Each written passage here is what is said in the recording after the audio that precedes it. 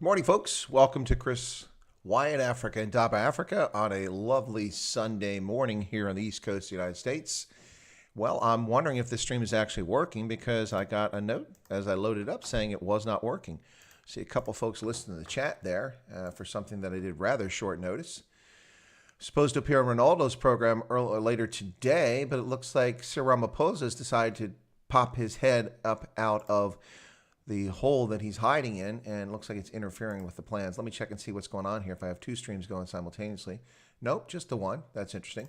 Let me just open that up and see that's really running.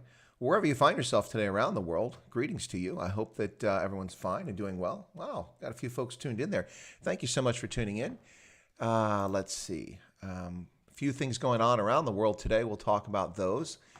By the way, I had some old emails, and I say old for a week, couple or 2 weeks old, that were in my account that people sent me. So I did not see them because of a flurry of junk mail that was in there, and they were buried. So my apologies for that. I did spend last night taking a look at what was in my my mail account that's listed with this one, with this channel, and I went through all those and answered those questions. Interesting to find in there. There was a little bit of someone shared a few things about things that were on their mind, and I found that interesting. But anyway, I went ahead and put that into, I answered that yesterday. So there you go. So thank you so much for writing to me, those who have. Really do appreciate it. And let's see what we can talk about today. Quite a bit actually going on. There usually is, right? I mean, almost every day we can find something going on, usually something big going on. So let me get back to where I was at just a moment ago here. Right. Let me get the chat open here so we can say hello to everybody. Make sure that we got everybody in the chat here. Okay, drag this over. If you're all wondering why I'm always saying that, what happens is that with the two screens here, I open up the stream and another side to make sure it's actually flowing, because what I see is always a few seconds delayed, even with the ultra low drag on. It's really a little bit slower. So I might think I'm actually transmitting and then not. And the software that I use isn't perfect. It's good, but it only gives you a little spot where it warns you that the stream is disrupted or ended, or if you're missing frames. And so what I typically do is I'll just go over and check that out. But anyway, welcome to everybody. Thank you so much for coming in. Sawubona, South Africa. Dumela, Botswana.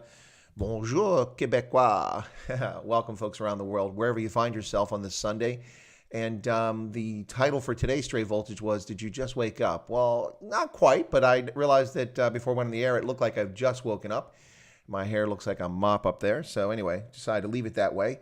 And who we got there? Morton's in the chat. Morton, good morning. Good evening to you, I should say. Yes, Variable Vision, good to see you there. And Tom is on the net. Excellent. But you're not alone. There's some other folks that are lurking out there who are quiet in the chat, and that's fine. You don't have to join the chat. I just was going through comments yesterday. I found a few more comments that people had written some things on. I appreciate the feedback. I addressed those comments. One of them was quite bizarre. Somebody who's actually a member of the channel and was angry about something and didn't tell me what they're angry about and said bye. So I really can't address that. I wrote as much as I could to that person, but I haven't heard back, so we'll see. Tian, good to see you there. Just a Ghost, welcome. You guys love that freezing emoji. That's a pretty cool one. Yeah, so I was just curious about how everyone's doing. There's a large, let me see, I'm gonna get to this over here. I don't want to talk about that yet. I don't want to talk about that either. I don't want to talk about that. That's all depressing stuff. Talk about something. I'm looking for something good in the news here. I had to put a few things over here that were, okay, here you go. This isn't good, but it's at least different. So let's talk about this one. Now, this will hardly come as a surprise to anybody. First off, I've got to make sure this still works here because that window is not there. Now I've got to add, there we go. See if it comes up. Okay, there we go. A Variable Vision says, would love to hear your take on some of the U.S., India, China, Russia geopolitics unfolding during COVID. It seems that there are some tectonic shifts taking place in world trade. In what way, Variable Vision? Explain the shifts you're talking about as far as trade, and then I'll address them. Just share that with me, your thoughts on that, and just a couple quick bullets, and then I'll go into that. Happy to do that. Marvin, hey, Marvin, good to see you there. Hey, Marvin, thank you so much for joining me yesterday. I had a lot of fun with you on the conversation. Tom, same thing. Thank you for joining me. Vutsarko, Gareth, Luke the Lead Slinger, good to see you guys. Yeah, folks, I don't know if I'll be on Ronaldo later because it looks like President Cyril Ramaphosa has decided to make an appearance, and he's going to broadcast. And I'm not sure what time that is. I'm confused. Ronaldo sent me a message and said that we might not be doing it. And then I looked at the time that he has the stream schedule, and he set one for 12. And I don't know if that was a place marker, 12 my time, so 6 your time in South Africa. So I don't know if that was just a place marker or what's going on there. So we'll take a look at it. Yeah, so I'm hoping that I don't get bumped again. It'd be a month in a row of getting bumped and getting a little bit old. Load shedding in Cape Town. Yeah, I'm not surprised. That doesn't surprise me. Really sad. It's embarrassing. South Africa used to produce more electricity in that single country than almost the entire continent did. At 42% of all the electricity in the continent. Yeah. Now, no time is given for posting. Yeah, then it's just a bookmark. That's what it is. That's what he's done. So, it'll probably be an 8 o'clock thing. So I think that Ronaldo is just trying to warn me. Yeah, but what I wanted to share with you guys now, for those in South Africa, if you're tuning in from South Africa, here you go. So these are the most expensive South African cities to live in. Now, you're not going to be surprised by this at all. So let's run down this list. Okay, so the most expensive city is, surprise, surprise, Johannesburg, followed by Pretoria, Cape Town, and Durban. Not exactly a shocker. Yep. Globally, cities in countries like Switzerland and Norway are ranked as the most expensive, with Basel, Zurich, Lugano, Switzerland accounting for 30% more expensive than New York City. On the lower end, it's mostly Pakistani Indian cities which rank the cheapest to live in. Well, there's not a surprise either. Not at all surprised to find out that cities in Pakistan are relatively inexpensive to live in. Yeah, I'm sure people don't really want to live there for the most part. Nothing against Pakistan, but anyway, cost of living, right here you go.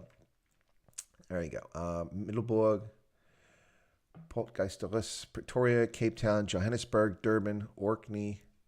The old Orkney Snarkney, Polokwane, Richards Bay, and Bloemfontein. I'm surprised Bloemfontein ranks in the top 10. It's kind of a super quiet little, bucolic burg, in my view, from when I've been there. And it seemed to me that it would be just a place where it wouldn't be that expensive, but it's ranked in the top 10. But I suppose that could be a relative term, in top 10. Right now, for those of us outside South Africa, pretty much anything in South Africa is a good deal. So, with the rand in as poor shape as it is, yeah. Variable vision. Come back and let me know which you want me to talk about. There's no set time for the meeting. Thank you, guys. Tom was up at 6 every day. Good for you, Tom. Gareth says the squirrel has nothing to say anyway. Just this abstract has been extended by another month, so no point in putting time on it. Yeah, you're probably right about that. Rising tension between India and China. Okay, well, you said U.S. That's why I asked for specifics variable, because you said U.S., Russia, China, India. And there's a different dynamic there. That's important to make the distinction. So let me turn this off very quickly, and I'll address that. All right, so there's a lot of views on what's happening. It's interesting because a similar situation is unfolding on LinkedIn, where a gentleman, I wrote an opinion in response to his comments about the Trump administration and Russia and Turkey. And really, the post is about Turkey. And he said that Trump was he didn't come home by name. He said the most pro-Russia POTUS. And I wrote back and said, no, that's not true. Well, that's an opinion. I didn't offer an academic journal article for him. I just offered my opinion as to his comment. Now, he wrote back and asked me for citations for my opinion, which I found to be hilarious. Why do I need to cite my opinion? I don't need to cite my opinion. Everyone's got one, like a fourth point of contact.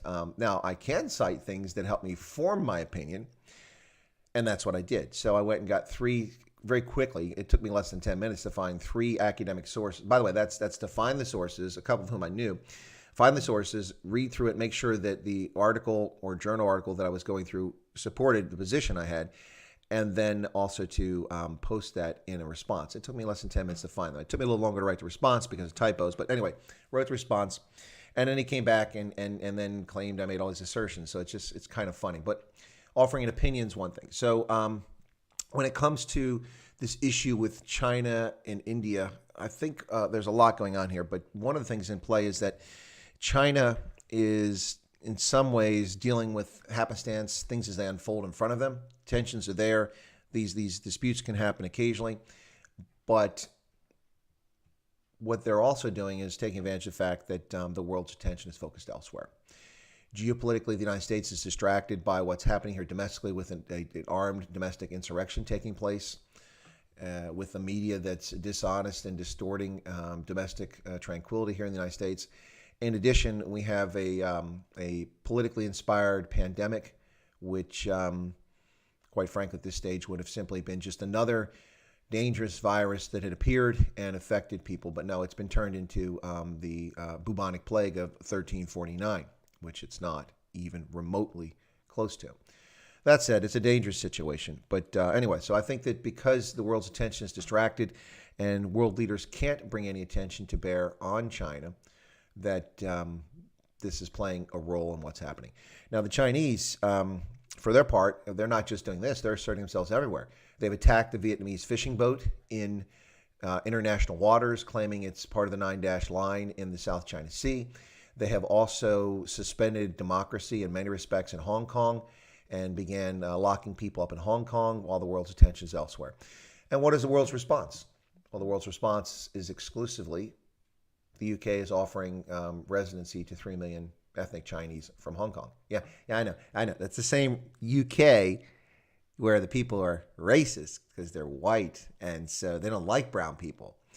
Yeah, so they're going to let 3 million brown people in their midst because they're racist. You know, that makes it easier to have disputes and arguments. Anyway, obviously I say that hysterically, and not hysterically, but sarcastically, because just another myth blown apart. It's like here, the United States is so racist. They deny immigrants. Really, for the last 50 years, in my entire lifetime, the majority of immigrants in this country have been non-white people, and it was white people that were 90% of the population who changed the rules to let other people around the world come here because we were curious and interested in diversity and fairness, and plus we took a lot of refugees in the last 50 years. Now, wait a second. Why do we do that if we're all racist? Anyway. So what do you got here? Comments in the chat. Tian's putting a lot of comments in there now. Let me see what else. Marvin said hello. I already said hello. Joe. Tian Blum has had the influx of people from the Free State, Northern Cape. So, that's okay. There you go. Good point there, Tian. Thank you very much. Yeah, people, but that's a phenomenon that's taking place all over the world, ladies and gentlemen. It is quite the norm for urban centers to be growing for the last 30, 40 years, particularly the last 20 years. Cities have just grown out of control. Lagos is now, 24 million people, something like that. Nairobi is huge too. Excuse me. It's just a phenomenon of human settlement patterns is that we've become increasingly urbanized, and even more so, it's continuing, the pace is picking up. So it's not surprising that Bloemfontein would pick up a lot of people from the countryside who would have lived there in the past. But yeah, that would drive up rental prices. And also, depending on distribution system, supply system, it might push up commodities too if the supply wasn't enough and has to be bumped up and takes more effort and energy to do it. India relationship with the Trump administration also seems to be a motivating factor for China to creep up in India's borders. Yeah, I don't agree with that variable vision because you couldn't have had a cozier relationship between India and the United States than you had under George Walker Bush. George Walker Bush gave license, now he didn't give himself, but he authorized the federal government to share nuclear energy technology with India. Yeah, China was not happy about that. That was 15 years ago, 16 years ago, something like that. China and India and the U.S. became fast friends in the early part of the odd decade under the Bush administration, and they went hand in hand. So I wouldn't say that it's because of a cozy relationship with Trump. The cozy relationship has been with India for nearly 2 decades now. It's not new, so I think that's not really as big a factor. The Chinese are worried less about Trump and his relationship with India than they're worried about Trump and his relationship with Beijing. That's what they're worried about. Now, that's also a distraction. People don't see that anymore because we're not talking about China all the time in the context of Donald Trump. That also is lost in what's going on. So, Raymond E., welcome, Raymond. CR is addressing Nation No time of eyes, indication that they will tighten the belt on restrictions. Yeah, I've heard indications of that too on several sources. The Middle East is battling to attract Indian labor as wage rates have picked up in India. I see. And skilled carpenters, electricians, plumbers, that sort of thing. Yeah, no, the Middle East relies heavily on laborers from around the world who come in and make all the difference in making it possible for folks to live a comfortable life, because a lot of folks in a place like the Emirates aren't too inclined to get involved in physical labor. So in the midst of all this, maybe he'll address this too. I wouldn't hold my breath, but here's another thing that should be addressed. South Africa set to make South African Airways funding commitment, official says. Yeah. This is a couple days ago. South African government is on course to provide a funding commitment for the restructuring of loss-making South African Airways, officials said on Friday. South Africa Airlines creditors are due to meet on July 14th. Bastille Day, ladies and gentlemen. Yeah, Bastille Day. On a restructuring plan that envisages, it should say envisions, it says envisages scaling back the airline's fleet, shedding jobs, but requires at least 10 billion rand of new funds. 592 million more dollars, ladies and gentlemen, because South African Airways is just that dream we won't let go of. The loss-making, corrupt patronage machine of the African National Congress is a state-owned enterprise that we just cannot let go of. So we're going to reduce it from 40 planes to 20 planes, cut the staff from 10,000, 5,000 at the airline itself, down to 2,000. And we're going to leave the label on the livery, and we're going to say that this is the South African Airways. We're still in the air. And when it's resurfaced as this coming like a sad phoenix rising from these burning embers, the new South African Airways will have a total of, now get this is an airline, a national carrier that they're so concerned, you need a national carrier. You have to have a national carrier. It has to meet the needs of South Africans. The new South African Airways, under this cockamamie plan, will cover, you ready for it? 3 routes. 1, 2, 3 domestic routes. That's it, ladies and gentlemen. So they're going to pour $600 million more dollars into this airline in the short term. It's going to be more than that, a lot more than that. $600 million that the ANC doesn't have. Pretoria doesn't have $600 million. If it did, it could be providing grants to informal sector businesses. Instead of using racist policies to discriminate against minority-owned businesses, it would have more cash that could help minority-owned businesses survive this. Instead of destroying South Africa's economy and trying to rebuild a disaster from the embers, we would see this money go to better use. But they don't have the money. And no, they're not borrowing it from the BRICS Bank. That money is tiding over their current expenses to pay the salaries of government workers, ward councillors, MECs, members of parliament, and to pay for salaries of the police, the military, and things like that. $592 million more dollars for South African Airways. Does it ever end, ladies and gentlemen? It does not. I feel your pain. Not something I'm a fan of state-owned enterprises. Governments have proven time and again that they do not run business well. And of course, when I say this, people say, but Chris, what about Ethiopian? Ethiopian is a state-owned airline. That is correct. Ethiopian is a state-owned airline, and it's a really well-run airline. It does have its problems, but it's well-run. And not just on an African standard, but on a global standard. It's a well-run airline, and it's grown, it's progressed. But here's the distinction, ladies and gentlemen. Ethiopian Airlines may be owned by the state, but it's not operated by the state. It is given wide latitude and freedom, and the government does not intrude into its business model. What a concept that would be. Imagine if South African Airways was state-owned, but not state-controlled. You'd have a very different outcome, potentially. There's a lot of really talented people in the aviation industry, and they are not flocking to South African Airways. Why is that? Because it's a disaster. Or they're being denied employment because of the color of their skin. I think we call that racial discrimination. But I'm just saying.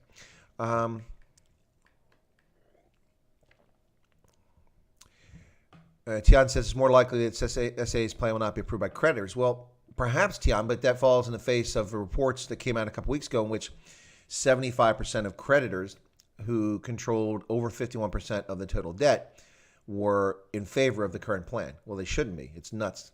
Marius, hey, hello, welcome. Oh, by the way, for folks, I got a couple messages asking about getting in the group, the WhatsApp group for members of Chris White Africa.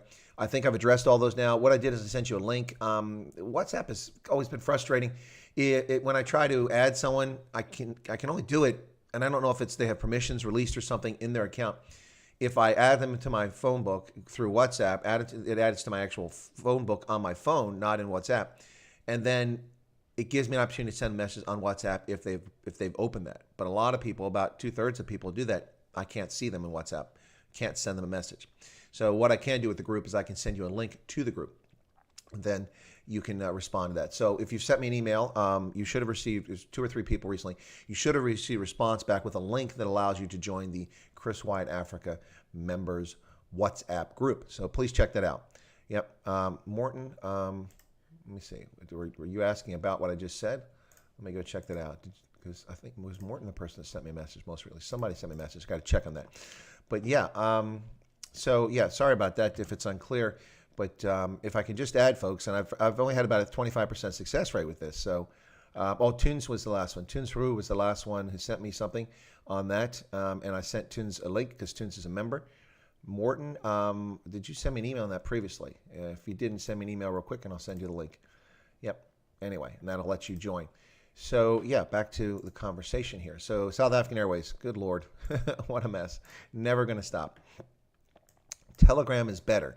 Okay, well, that's an opinion. I have a lot of issues with Telegram. I don't like the format. I don't like the way I get inundated with messages. I'm not promoting WhatsApp. I'm not against Telegram. I'll tell you that of all of them, the best one was BlackBerry Messenger. BlackBerry Messenger rocked, but it's gone. It's dead. It's toast. It is gone. I'm waiting 2 weeks for repatriation. Okay. 50% of creators have to be independent, but we will. Creditors have to be independent, but we will see. Yes. Signal has better privacy and works quite well. Morton, they flew in Air Mauritius, but they're SA citizens. Okay. Yeah. So let me see what else we got here. So that's something I talked about, the South African Airways situation. So that's more of the virus. I'm trying to avoid that. Everything's about the virus. Oh, my goodness. Oh, here we go. Let me talk about this very quickly. So let me put this up for you guys. I got 2 guests booked already for this coming week. And so I've mentioned one of them, and I mentioned the other in passing previously. So let me show you this very quickly. Here we go. All right. There you go. So this is the Rugby Hive. I'll put the link in if you want to check it out.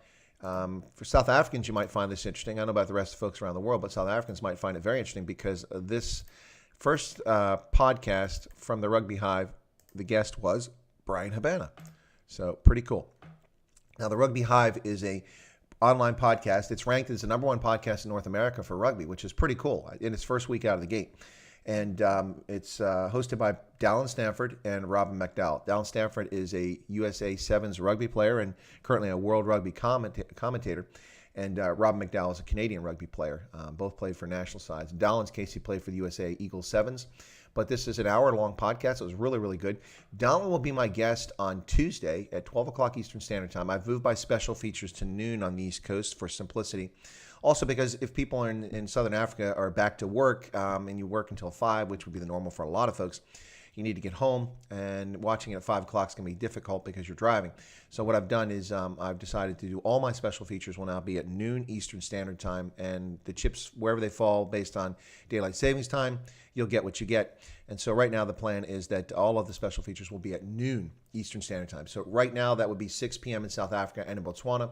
So Tuesday, Dallin Stanford, former USA Sevens star, played for the USA Sevens from 2007 to 2009. And World Rugby commentator. He was paired at the Rugby World Cup in Japan with Joel Stransky last fall. And so I'll have Dallin on here. He's fantastic, wonderful guy from South Africa originally, grew up in South Africa, and then came to the States and go to school and then wound up playing for our national side on Sevens. So we'll have Dallin on. If you know somebody in rugby, he's met him or he's interviewed them. All the big names. He's been all the places. He is on the HSBC Sevens circuit for commenting. As a commentator, he travels all over the world for those tournaments. Dallin and I have seen each other in New York. Where else? DC, we missed each other for the Springboks game, but because of the chaos of that game, with the weather. But New York, Vegas, also all over Japan. So Dallin's a really cool guy. We'll have him on Tuesday. He'll be the first of my rugby guests. I plan to have other rugby rugby people, officials, players, former players, coaches, perhaps even a few owners, and we're looking forward to that. People associated with the rugby world. So Dallin will be the first guest in that vein. And that'll be under my playlist, Rugby Ascendant, which is one where I've done a few videos on rugby. So that'll be Dallin coming up on Tuesday. On Wednesday, I'll have Evans Larrabee back on the program. He was on the program a couple of months ago, one of my early Saturday shows, and we talked about small-scale commercial farming in Ghana. Now, he's back. He's got some developments. Going to talk about farming once again. That'll be Wednesday, same time, special feature, noon, 6 p.m. in Gaborone and in Botswana. So, folks, looking forward to those 2 guests. I have some other folks whom I have not narrowed the window down with, but who will be coming on the channel sometime soon. Struggling to find your email address on YouTube mobile. Okay, Quentin. Let me go through that again to help people out. I'll show you how to do this. You might not be able to find it on the mobile. Are you only ever on the mobile, Quentin? All right, what I can do is, let me do this. I've got to go, I'll put the description. I'll help you out. Okay.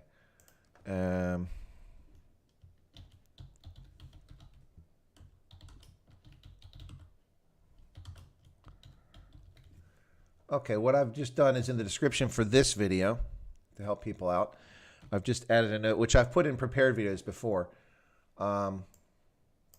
And what I've done on there is I've put down what my handle is on Parler and Twitter.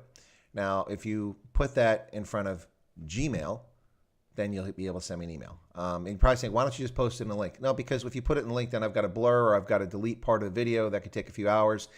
And why? Because if it's on the screen, it can be read. And it can be read, then it can be used, and bots can inundate your mailbox, and people can harass you. So if people want to harass me, then they're just going to have to make the effort to go find it. So anyway, so if you take the handle that I just put in the description for this video, if you go to the live video and look it up, you'll see in there, in the description, I've put my handle that's on Parler and on Twitter. So if you take that and put @Gmail, then you'll be able to send me an email. All right? Hopefully that helps you, Quentin. Hopefully people appreciate why I use that minor security precaution there. Let's play devil's advocate. What would happen to the U.S. if Joe Biden wins? Well, it'll be a disaster, Tian. It'll be an absolute disaster. We will see utter nonsense debated in the Congress, and society will be divided amongst those who are not willing to kowtow to leftist nonsense. Joe Biden is a pandering vessel who will say and do whatever he's told to by his handlers. And he's been that way for 50 years. And he has not an original thought in his mind. He's a go-along guy. So whatever is the nonsense of the day, he'll go along with. And that's not leadership. That's a recipe for disaster. Now, by comparison, Barack Obama was dangerous for this country, but Barack Obama had a plan. He had a vision. And in the interest of full disclosure, Barack Obama told everybody what his plan was. He said he wanted to fundamentally change America. People didn't listen. They didn't listen, and they voted for him. In fact, more people voted for Barack Obama in 2008 than in any presidential election for any presidential candidate in U.S. history. Now, to be fair, part of the reason for that is because the country is much larger than it was in the past, so there's more eligible voters. So we're likely to see someone top Barack Obama's number anytime soon. But the point is that he'd received, with 57 million votes, not 57, 66, 67 million, the most any presidential candidate ever got. Now, the reason he got so many votes is because most of the people who voted for him, get this, hang on. Yeah, I know you know, America's a racist country. It's systemically racist. It's inherent. It's in the DNA of white people. But guess who voted for Barack Obama? White people. Lots and lots and lots of millions and tens of millions of white people voted for Barack Obama. Yeah. And guess what he did? He delivered on his promise. He sought to fundamentally change America. But people weren't listening. I listened to 2008, and I'm like, no, thank you. No, thank you. I can't vote for this guy. Not going to happen. Not going to happen. No new taxes. Not going to happen. George Bush reference there. George Bush, the senior. Yeah, so Barack Obama did exactly what he said he was going to do. Yeah, if Joe Biden wins, oh, my God. Who are Joe Biden's handlers? Anybody who's got money or a young lady he can put his creepy, creepy hands on. Ugh. Yikes. Have you seen the Joe Biden video about South Africa in 1983? I saw the video where he was in Soweto, he went to South Africa and he said that I visited Nelson Mandela Bay at Robben Island, and he was in Soweto. Yeah, there's a few thousand miles between Soweto and Robben Island. So anyway, yeah. Willem Janse van Rensburg says that his VP will become the president. Yeah, there's a real chance of that. There's a chance of that. Air Mauritius is the only one flying to South Africa from Mauritius at the moment. Yeah, that's not surprising. Airlink. Yeah, I don't think Airlink is flying there. What's going on with Durko? Someone said something about Durko. Now I see it here again. Durko's come up twice.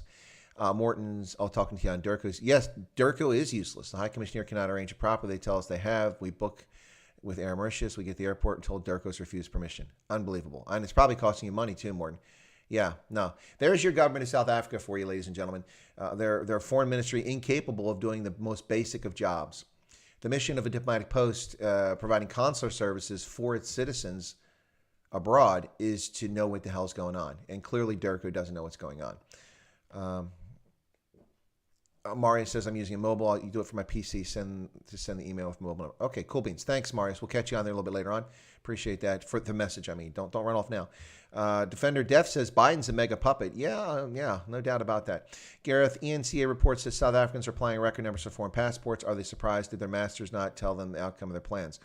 Yeah, no, but I wouldn't be surprised. The African National Congress will not be entirely disappointed to see those with skills, those with talent, those with education, those with entrepreneurship leave the country. When the talented, educated, and connected, and thrifty, hardworking people leave a country, you're left with the uneducated, not brilliant, lazy serfs. And there you go. And it's much easier to lord over serfs than it is over free-thinking, critically thinking, free-thinking, independent, entrepreneurial people who build societies. The ANC doesn't want people in South Africa who have the ability to build South Africa, to increase it. And there you go, ladies and gentlemen. I've exposed what's going on. The African National Congress is not interested in having South Africans who can actually contribute to South Africa's prosperity. They don't want that, because that contribution to prosperity is in direct conflict with their desire to destroy the country and make it in the image that they want. It's fascinating to watch every time socialism fails, every single time, every time that communism fails. Yet the African National Congress sees that as the mechanism for its endless self-enrichment. I don't know why. It's a lot easier and a lot more productive to have a free society, a market-based capital society that's thriving, and steal from that. If the pot's bigger, there's more to steal from. It's kind of counterintuitive. But of course, if you have free-thinking people, entrepreneurs, they'll only put up with corruption for so long before they strike back in the public sphere. And that's, of course, what they're terrified of, because they're a bunch of little wet nappy cowards. There you go. Wet nappies. Pampers. Good brand. Quentin says, did you see the professor whose predictive model pegs Trump at a 91% likely his model was correct in 2016? Hopefully it's correct this time around. Yeah, I hope so too, Quentin. But what we've got going on is we have a press that is currently depicting what's happening in the U.S. I mean, we with a straight face, Joe Biden now leads Donald Trump by 20 points. How? How would you lead Donald Trump by 20 points? How is that even possible? It doesn't make any sense whatsoever. If Donald Trump is losing by 20 points to Joe Biden, that means he has, say, 60 to 40, right? That's a 20 spread, right? 60 to 40. That means that Donald Trump has lost 10% of Republicans. The guy has the highest rating ever for a president, or a political candidate for that matter, amongst his own party, either party. He had over 91% of Republicans vote for him. He would have had to have lose 10% of that. So 6 million votes. Yeah, 6 million votes. He would have had to have lost for Joe Biden to have a lead this big. Or independents. He would have had to lose, in addition to the 6 million Republicans, he would have had to lose about 3 million independents for this to be an actual true statement. These polls, whenever they do polls, almost all of them, even Rasmussen, which is pretty reliable, or Quinnipiac, when they do these, they tend to oversample people from the Democratic Party or progressive leftists. So if you have 100 people and the average pool of people in a particular area, say 35% are Democrats and 30% are Republicans, which is about the norm in many places, they wind up polling 45% Democrats. Well, of course you're going to have a bigger turnout because they're going to vote in mass for their candidate, who's Sleepy Joe Biden. So, I'm not trying to maybe there's truth to it. Maybe people are angry at Donald Trump. Maybe they blame him wrongly for COVID-19. I don't know. But I cannot believe this. Certainly not in any place I've been. But of course, we've all been locked down like prisoners. So I've not been out of the state in 3 months, which is unusual for me. So I really can't gauge the view, the mood around the country because I haven't been able to travel because I'm a prisoner. We're not allowed to travel anywhere. God forbid. Don't go outside without a mask on. Of course, the mask, which does nothing except force you to have difficulty breathing, and then force you to breathe in the stuff that comes out of your mouth and nose. Ugh. Yeah. Anyway, because we're not required to wear N95 masks. Or even if we had them, we're not required to be trained on how to wear them properly and how they were only single use, dispose, and then replace. None of that's discussed. We just have these hysterical people who believe in witchcraft, elected officials believe in witchcraft and the power of persuasion. If we convince people to throw a cloth over their face, we'll stop the virus. No, Not going to happen, ladies and gentlemen. The virus is here. You have to deal with it in a reasonable fashion, and they're not. But yeah, so I'm not buying this story. But yeah, that I've not seen that stat, but I heard that a few months ago. But that's not being played up in the press because people don't want to point to anything that might indicate that Donald Trump win. If Donald Trump wins, which in January I thought was a certainty, in May I thought was likely, in July I'm still confident he'll win, but now I'm concerned about voter fraud, and I'm concerned about a lot of other issues. And so I am a little bit concerned. But if Joe Biden wins, it's game over, man. This country really will go in decline. We were on a glide path of a lot of really good things happening in this country, despite the lies being told about what's happening in this country in the press. Again, Donald Trump is anti-immigrant. He stopped immigration to America. Lie. First 3 years of his administration, over 1 million Americans naturalized. That's right. 1 million foreigners who came to this country became American citizens. Now, if Donald Trump was anti-immigrant, they would have been booted out, right? Because Donald Trump is kicking all the immigrants out. No, his government is focused on removing people who are not here legally. You have to enter a country legally and have a reason for being in a country. I can't just go to New Zealand and live there. I can visit. They're happy to take my tourism money, but I can't just rock up and live there. I can't just live in South Africa. I have to meet standards and have to be someone that they decide is welcome to be part of their team. And we have the same sovereign right to do that. And Donald Trump is simply trying to enforce the laws on the books, but he's painted in a wrong fashion. You know what's really sad about this for me is that I don't even like Donald Trump. I think those who've been paying attention to me for a long time, you know that I'm not a big fan of Donald Trump. Never been a big fan of Donald Trump. But because of all the lies and distortions, you spend all your time addressing that, trying to point out the facts about things. And it almost sounds like you're in the Trump camp. I'm not. Just the other day, I pointed out two things in this week that the Trump administration has done, which I take issue with. Number one, I don't think that it was wise of Donald Trump to commute the sentence of Roger Stone. Now we have idiots like Nancy Pelosi running around going, we are going to change the law. No, you're not. You're not going to change the law. You have to change the Constitution, you buffoon. The Constitution. That's right. Constitution, not the law. The Constitution. We're going to change the law. We're going to limit the president's power. No, you're not. Checks and balances are built into our U.S. Constitution, not your fantasy mind, you corrupt congresswoman from California, whose corrupt father was the mayor of Baltimore and started on its path of decline back in the 50s. Yeah, Nancy Pelosi, thank you so much for your contribution, but please sit in the corner because clearly you missed civics class. So it was not helpful for Donald Trump to commute the sentence of Roger Stone. Yes, Roger Stone was abused. Yes, the investigation was illegal. Yes, people should be in jail for abusing the Foreign Intelligence Surveillance Act and going after Roger Stone. And all of the convictions for Roger Stone should be considered fruit of the poisonous tree because of the illegal warrants under the FISA court that were granted to go after Carter Page.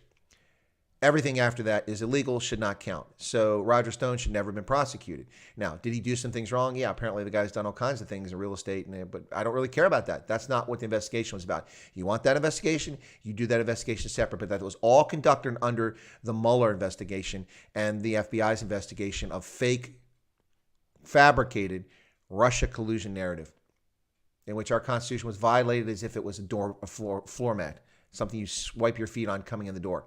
Yeah, so Nancy Pelosi now is trying to do the same thing with the Constitution. We are going to limit the president's power to pardon people who are directly involved in his crimes. Well, first off, fiction, fantasy, there is no crime from Donald Trump that you're talking about. So there's lie number one, Nancy Pelosi. Lie number two, you can't simply change the law. You have to amend the Constitution. And lie number three, you're just a gas bag and full of it. So there you go. There you go. Thank you very much. Thanks for playing Jeopardy. Have a seat. Alex will make sure that you get lovely parting gifts on your way back to San Francisco, that cesspool of what was once a gorgeous, wonderful, open, free, liberal city that you and your like have turned into a stinking pile of feces where one can find free hypodermic needles laying on every street corner, well, every street corner downtown. And you can watch people expose themselves and defecate on street corners as you're approached by toothless prostitutes outside the poshest of hotels in San Francisco. No, I'm not reading talking points. I'm just sharing my personal experience in San Francisco 2 summers ago, ladies and gentlemen. I had been there nearly 30 years. I went back and I was aghast at what a disgusting, vile, nasty city that San Francisco has become. Now, there's still lovely parts of it. You know, the posh neighborhoods are mostly separated from this nonsense, but this stuff has crept downtown, and this is all the responsibility of local governors and a series of idiotic mayors, including people like Gavin Newsom, the governor of California, former mayor of San Francisco. Thank you so much for destroying the lovely city by the bay. Yes, there you go. Anyway, so a little bit off track there, but I was answering a question. Yeah, so Biden. Need a visa. What's this? You need a visa to visit your own country. What's that? Something happened there. You should need a visa, but your country can't deny admission to anybody, Morton. I mean, like the U.S. could block U.S. nationals from returning. We've not done that. In fact, when Trump shut down travel from China back in January 31st, the first national leader from anywhere around the world to stop international traffic coming in, even before Taiwan. Donald Trump, of course, was a racist and a xenophobe because he had the temerity to actually, or the audacity to stop travel from China. We did still allow flights back from China, which had U.S. nationals only. So he could have stopped U.S. nationals as well in the interest of national security and public safety. And I don't know if that's what South Africa's doing, because they have been allowing repatriation flights, but the DIRCO, as someone said earlier, doesn't know what they're doing. They don't coordinate. Civil aviation is not talking effectively to the DIRCO. I just want to say Foreign Ministry. It's easier than saying DIRCO. Department of International Relations and Cooperative. Just get a proper name. Corvette 68, good to see you again. Dogbreaker, hey. Try to see if you can become part of the economy of Mauritius. Yeah, well, that'd be cool. Mauritius is a nice place. Is South Africa the only African country that's part of the BRICS? Yes. The BRICS is Brazil, Russia, India, China, and South Africa. Originally, it was BRIC. And by the way, it's not anything legitimate or real, folks. It's a made-up contraption, a clever little marketing thing by an economist who said that these would be the rising economies 20 years ago. These would be the rising economies around the world, the BRIC. The BRIC, Brazil, Russia, India, China. And what this economist simply did is look at economies that have been shackled for decades and were now just liberalizing their economies and opening up. Russia, the end of the Cold War, so Soviet totalitarianism and state control was going to be eased, so it was going to grow. Of course, what they didn't predict is that Russia's population would plummet because of alcoholism and nasty, short, brutish lives in much of Russia, plus poor health care. Russia's population has been on the decline.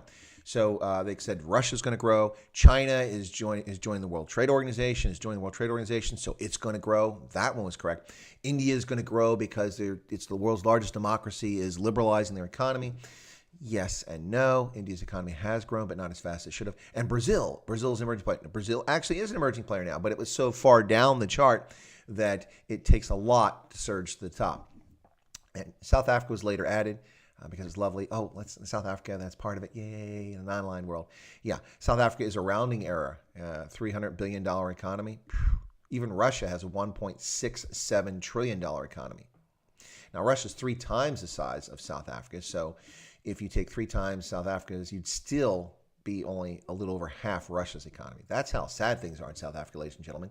People think South Africa's a wealthy country. It's not. They think it's a first world country. It's not.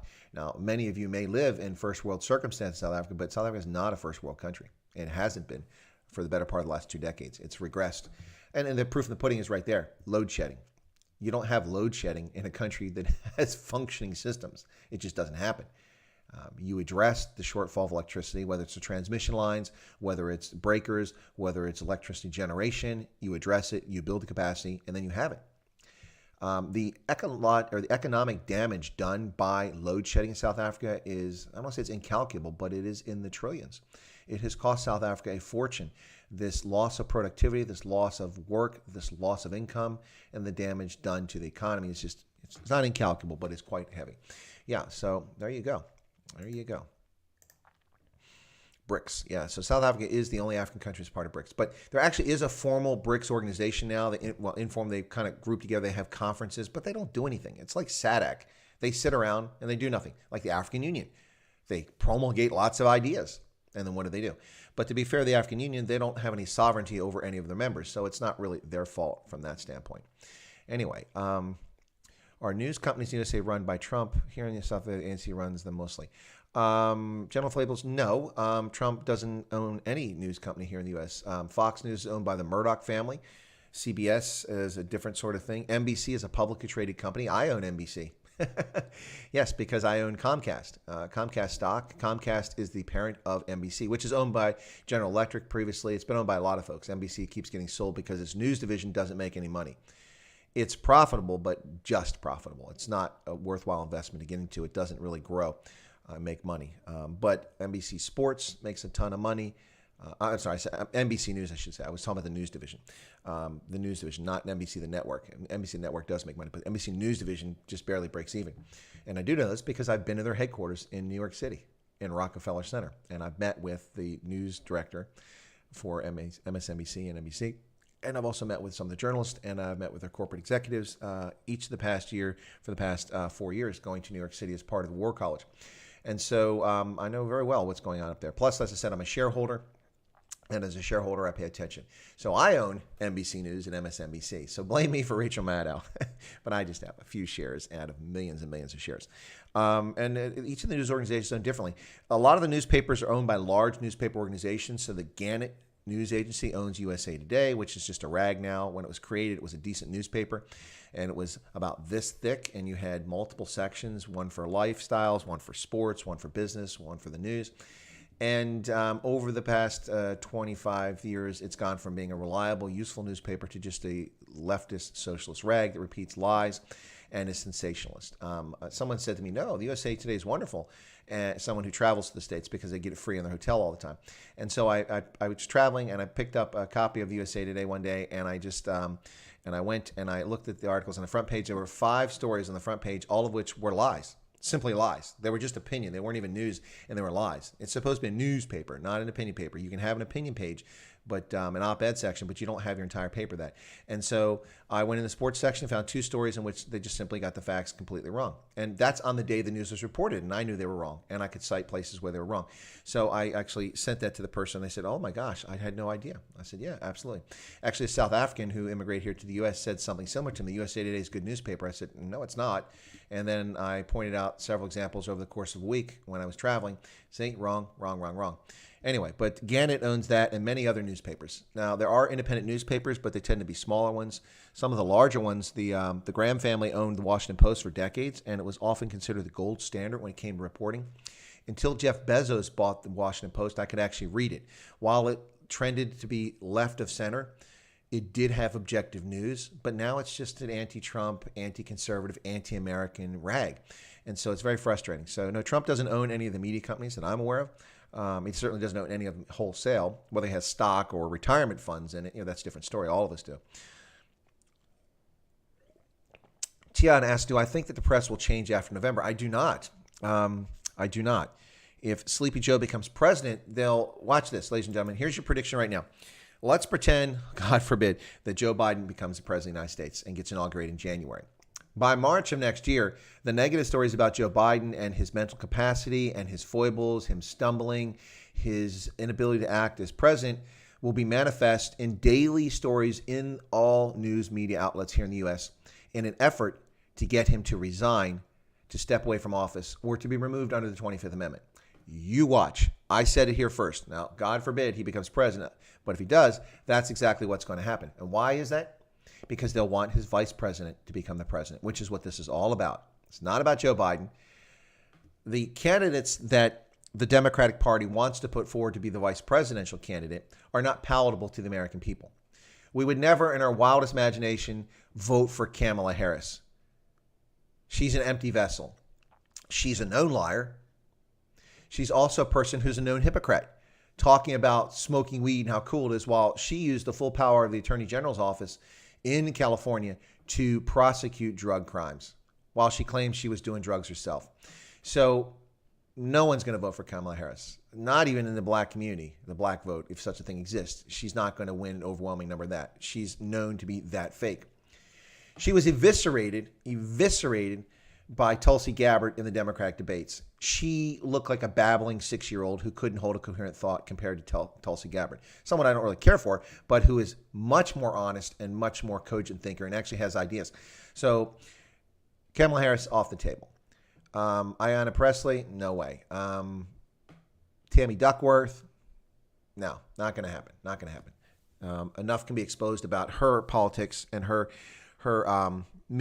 dishonesty that she is not going to be a viable candidate. The former gubernatorial candidate of Georgia, Stacey Abrams, is their best bet for someone that's going to come in. Nobody would vote for Stacey Abrams for president, I mean, in large numbers. But if she's on the vice presidential ticket, then that gets overlooked. People don't vote for the president and vice president based on the vice president. This will be the first time in history, likely, that would be the reason. Because people know that Sleepy Joe has got to go. Sleepy Joe has got to go. Sleepy Joe has got to go. That will be the press's mantra come March of 2021, should Joe Biden become president. And that's what will happen. It'll be an exercise in removing the president because he's feeble, he has dementia, he's senile, he's not up to it, his health is declining, and he's going to serve, and he's going to be gone. And that's what's going to happen, ladies and gentlemen. So the press will not change. Why? Because people spend money. They buy this crap. And even so, you've got wealthy people who have left this bent and don't care about free market capitalism, don't care about liberty and independence and people's freedoms. They care about their political objectives, and they're willing to lose money to do it. Look at Air America. Air America was a failed radio network. Absolute failure. Red ink the entire time, never made a penny, yet it still persisted, even though nobody listened to it, in the daft hope that people would tune into their nonsense. By comparison, conservative radio is profit-making. Virtually every conservative host that's on the air makes money. And no, it's not just a bunch of guys picking a banjo, sitting in the woods, riding around with a Dukes of Hazzard flag on their Chrysler, and marrying their cousins, and a bunch of racists. No, the entire country listens to it. It's a top-rated program in places like California and in New York. And when I say it, I'm talking about things like Rush Limbaugh, Mark Levin, the Wilkow majority, things like that. These things all make money. Why do they make money? Because people listen to them. Anyway, let me get back to this. Brazil, Russia. Oh, yeah, okay. Variable vision. Universities are the bastions of rationality and enlightenment that the free world was built on, and we allow it to be overrun by destructive. Okay, I'm glad you finished your sentence there, variable vision, because the first part was true, but it's no longer true, and you've made that clear with the second part of your statement. Thank you. Mauritius is dead. Not a single tourist here. Tourism at night. Come on, Morton. That's not true. Textiles are huge. Finance is huge in Mauritius. Now, life may be dull and slow, but I mean, the economy can't be dead. People rely on finance. They rely on textiles, unless they've shut the factories down. But yeah, tourism is a big deal in Mauritius. That's the point of lockdown. What's that? To destroy the economy, Gareth? Morton, what's the virus count there? Witchcraft. No, that's not the majority religion in South Africa. Christianity is the majority religion in South Africa, Gareth, by a wide margin. Joe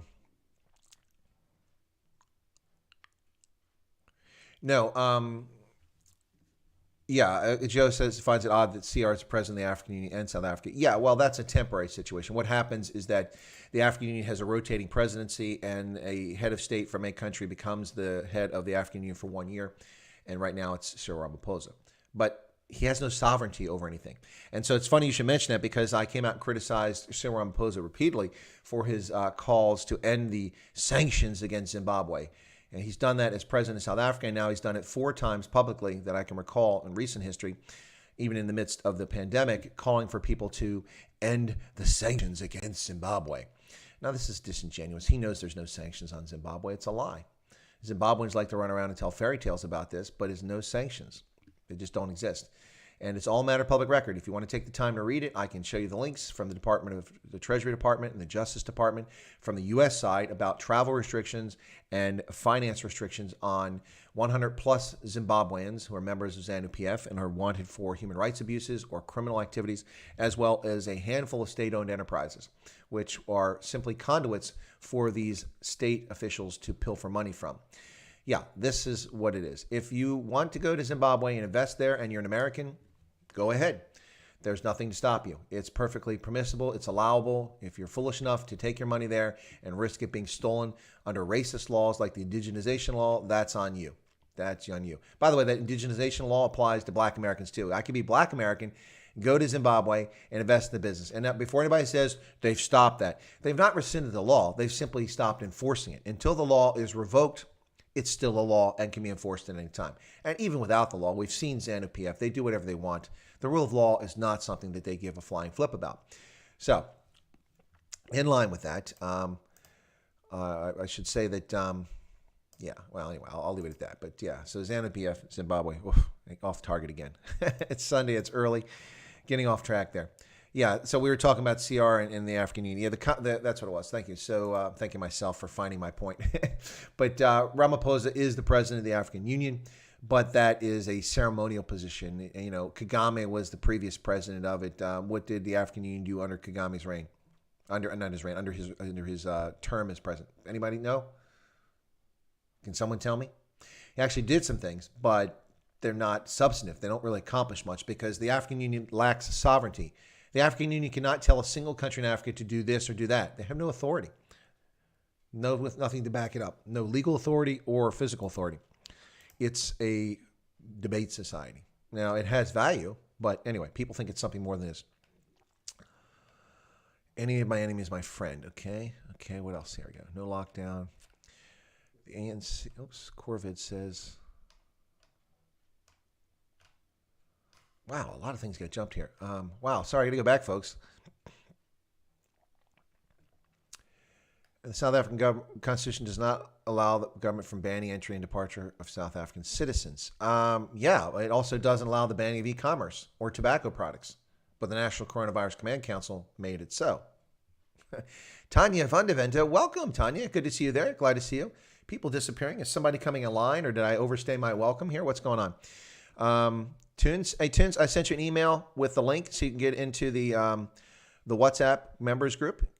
Check out your email. I sent that to you earlier. I found it this morning, and I've sent you a response to that. What do you think of the leaked talking points Ramaphosa will speak about tonight, forcing a curfew again and more control on alcohol? Yeah, I think it's foolish, and I think it's counterproductive. And at some point, the African National Congress is going to face a rebellion of its citizens.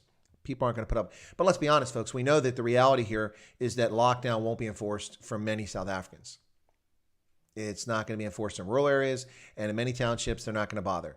Now, they tried to enforce things in townships, and then they murdered Collins Kosa and a dozen other black South Africans, and they backed off. And then the townships just did what they wanted for the most part throughout the lockdown, spreading the virus around, rising the numbers, while other people are locked like prisoners in their homes.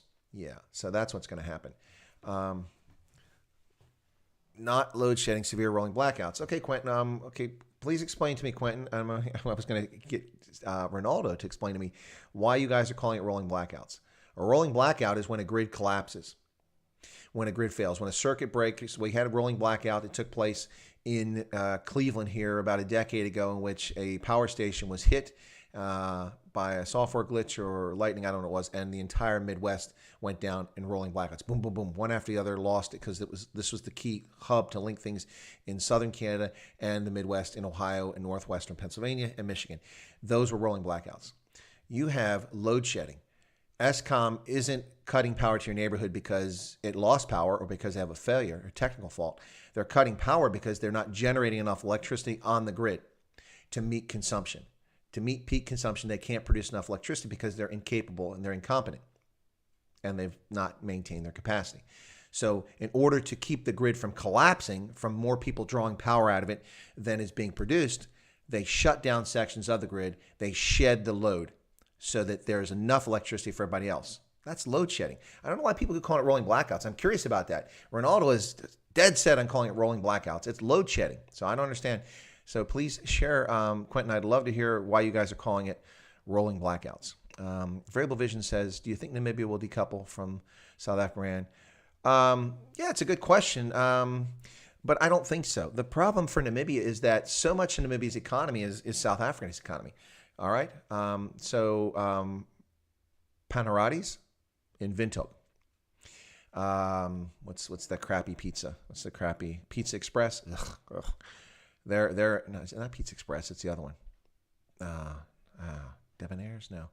Maybe it's Debonair's. Maybe it's Debonair. Anyway, but one of those crappy pizza places. So much of what you see in Namibia are actually simply South African countries. The same thing in Botswana. By extension, you see them there.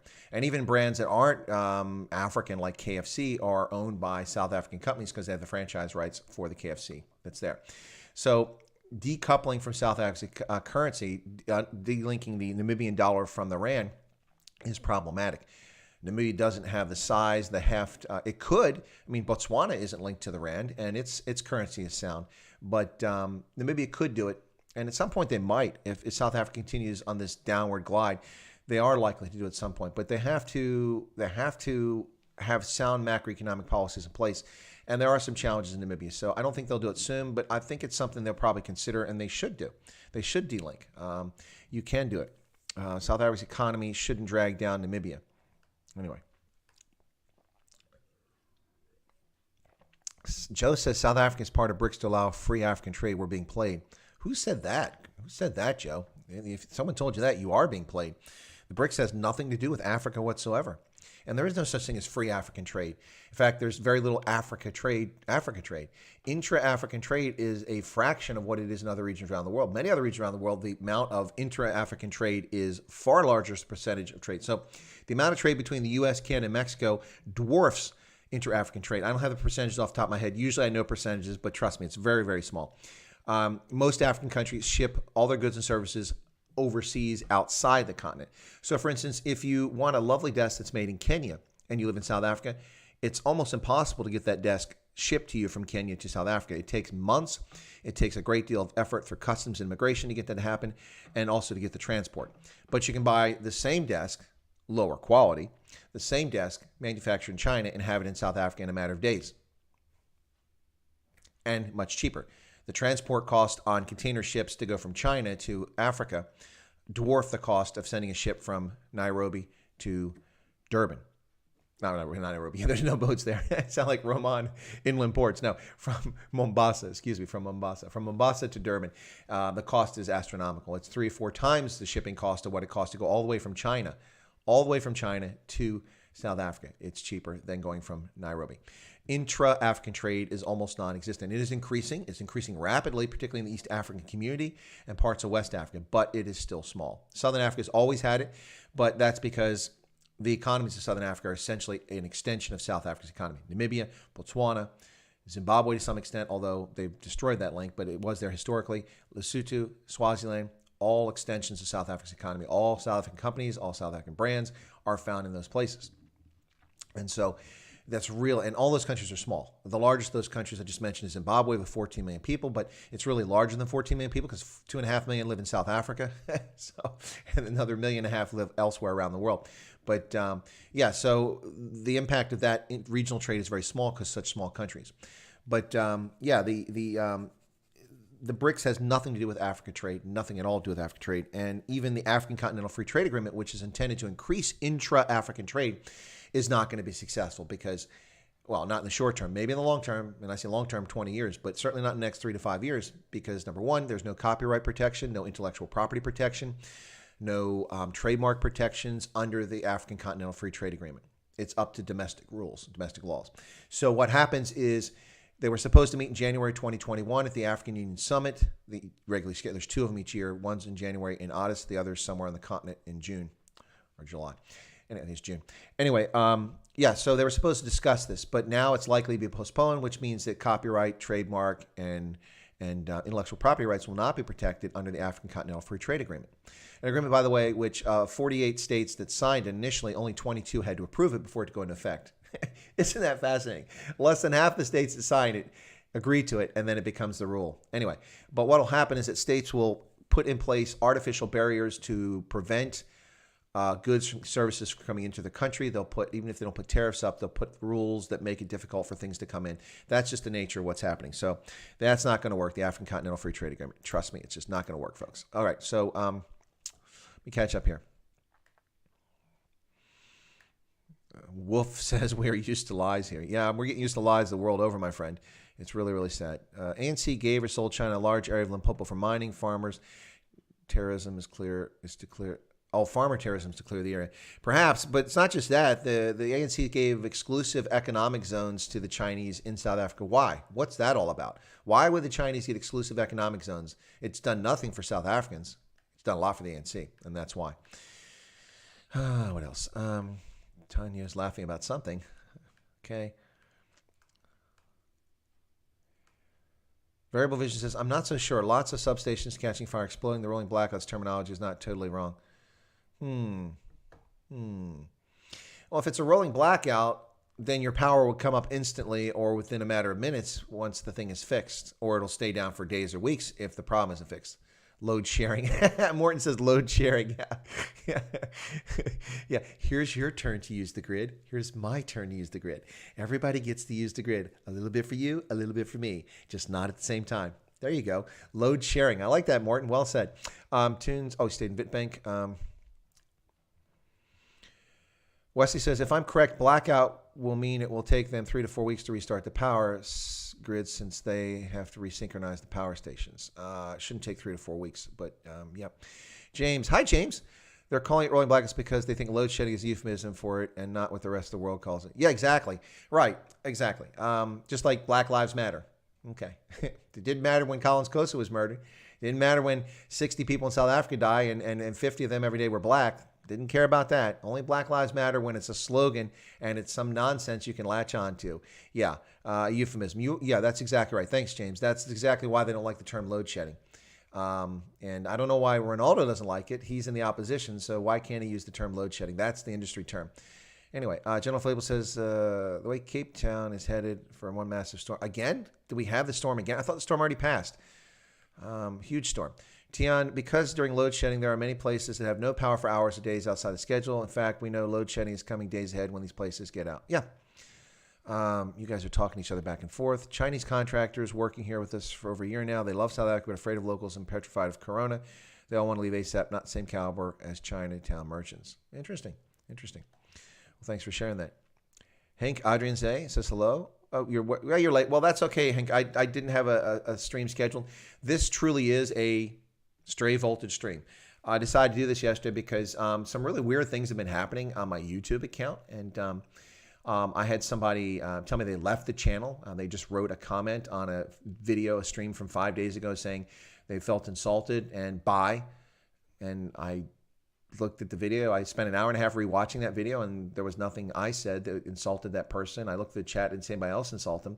So I'm really puzzled by that. I can't write to the person because I don't have an email, so I posted a link on the comment. Anyway, that was just one thing. Another thing is somebody sent me an email and said that that they were angry because I had moderators who were misbehaving and treating people poorly, and I went back and watched that video, and I didn't see that either. Not that it didn't happen, but I didn't see it. But this person writes to me several days after the fact and says, yeah, that this person and others have left because of the moderators. Well, gee, thanks for sharing that with me and tell me after the fact. Why didn't you just contact me? My email's available and say, hey, listen, don't like the way things are going on your channel. Could you address this instead of just leaving? Anyway, so some odd things have been happening on the channel. So I just thought I'd just do an unannounced stream. Also, I know a lot of people don't get notifications, so I thought I'd just do this on a Sunday morning, check it out and see what happens without bothering to wash my hair. And just come on and talk about some of the news and events. And thank everybody for tuning in. That was the other thing I want to do. For those who got the notification and came across it, or you just happened to be going on YouTube and you saw that I was live and decided to pop in, well, thank you so much for that. I really do appreciate that. It is much appreciated. So it's a Sunday. People relaxing. I've tried not to focus too much on the bad news, but finding good news these days is always a challenge. Watched a little bit of rugby last night from New Zealand. Was mind-numbingly boring. It was in Wellington to a largely empty stadium. The first week when a lot of people rocked up to watch the games after rugby resumed a few weeks ago. Big crowds, but now almost nobody's going. I don't know if that's because they're worried about COVID, which is odd because apparently New Zealand doesn't have it any longer, or maybe they just are not impressed by Super Rugby. That could be the case. But I saw TJ Paranara score a really nice try in that game last night, and then it got boring after that and kind of fell asleep watching the game. So, of course, to be fair, the game is on an ungodly hour on this side of the world because it's daytime in New Zealand. But anyway, so I watched that. Yeah, it was nice to catch a little bit of rugby, even though it was kind of lame. Let me see what else we got here. Don't let them get to you. Oh, Tunes, I won't. Thanks. I appreciate feedback. In the UK, we were just plain brutal. Load shedding is a power cut. Yeah, there you go. Thanks. Hey, Keith, good to see you there. Janse van Rensburg. Man, I love that name. Good day, Chris. Pleasant surprise hearing your dulcet tones and no trolls. Yeah, the trolls. Actually, yeah, my subscriber count went down. I think it because a number of trolls disappeared. I stopped addressing trolls full stop in the chat. And because some people were just being too disruptive. And my moderators are reticent to just dump people out of the gate, and that's because I don't like to limit speech. If people have an opinion of you, they can add it here. If you disagree, that's fine. If you've got a point to add. So I like to do it. But thank you, Gert Janse van Rensburg. Dulcet tones. I like that. Variable Vision says you can't please everyone. You should. You can't, and you shouldn't try. It's a fool's errand. You know, it's like Donald Trump. So I'll announce. This is tomorrow's news announcement, ladies and gentlemen. Breaking news. Breaking news out of the United States. That's right. Yes. Apparently, Donald Trump has cured all forms of cancer, and he's used his $10 billion fortune to produce the vaccine and the medication to prevent cancer and to treat those with cancer. He's now distributing through a global network free of charge to all people who are suffering from cancer today. Next day, Donald Trump's a racist. He's anti-cancer. Donald Trump has eliminated cancer cells. What a xenophobe. What a radical piece of crap. Orange man bat. You get my point. You can't please everybody. If Donald Trump cured cancer, he would be called a xenophobe because he was, or a racist because he cured cancer. He was against cancer cells. Anyway, yeah. So let's see. What else we got here? I've sent you a WhatsApp message requesting the members link group. Quentin. Okay, thank you, Quentin. I'll address that after I get off the air. I was reading up on Herman Costens. Went to YouTube, and you were 2 minutes in. Oh, who's Herman Costens? I don't know who that is, Gareth. Guy Savannah. Welcome, Guy Savannah. They were eating each other before the boars came to farm. Oof. Peter say, Black Lives Matter 0, Citizens 10, we wish. Luke, the lead slinger. Your power's back. Well, congratulations. Yay. Can we get some applause for Luke? He's got electricity. Welcome to Africa, ladies and gentlemen. Luke, the lead slinger, has got electricity. It's back. Yeah. I don't know how long, but it's on. Variable Vision. Your discussion with Major General Johan Josta was brilliant, inspiring person. Please have more guests like him on your channel. Well, thanks, Variable Vision. I thought so too, but honestly, I was kind of not happy, guys. Let me explain why. The audience was not large for General Josta. In fact, let me look and see how much we've got after the fact, how many showed up. I thought it was a very good discussion. I really enjoyed it. And as someone else said, it was interesting to see the two of us talk about our military experiences with that. So that stream, which was it last week? Yeah, the 4th of July. So last week, yeah, has only had, come on, where's that here? That's not it. That's not it either. So it had. I'm starting to get back. They've changed the way that you can follow your data here on YouTube, and it sucks. It's terrible. So let me get back to it. That stream has just 409 views. I'm very disappointed in that it didn't get more traction. That he was a fantastic guest, as Variable Vision says. Really interesting. We talked about a lot of fascinating things about conservation. I really want to bring him back, but I'm not going to bring him back until I have many more subscribers. If this is all that's going to tune in. Now, I'm not. If you watch the show, thank you. If you didn't watch the show, I'm not attacking anybody. I'm grateful that one person watches it. Thank you for the one person who watched it. But I really thought that there would be a bit larger audience for General Josta.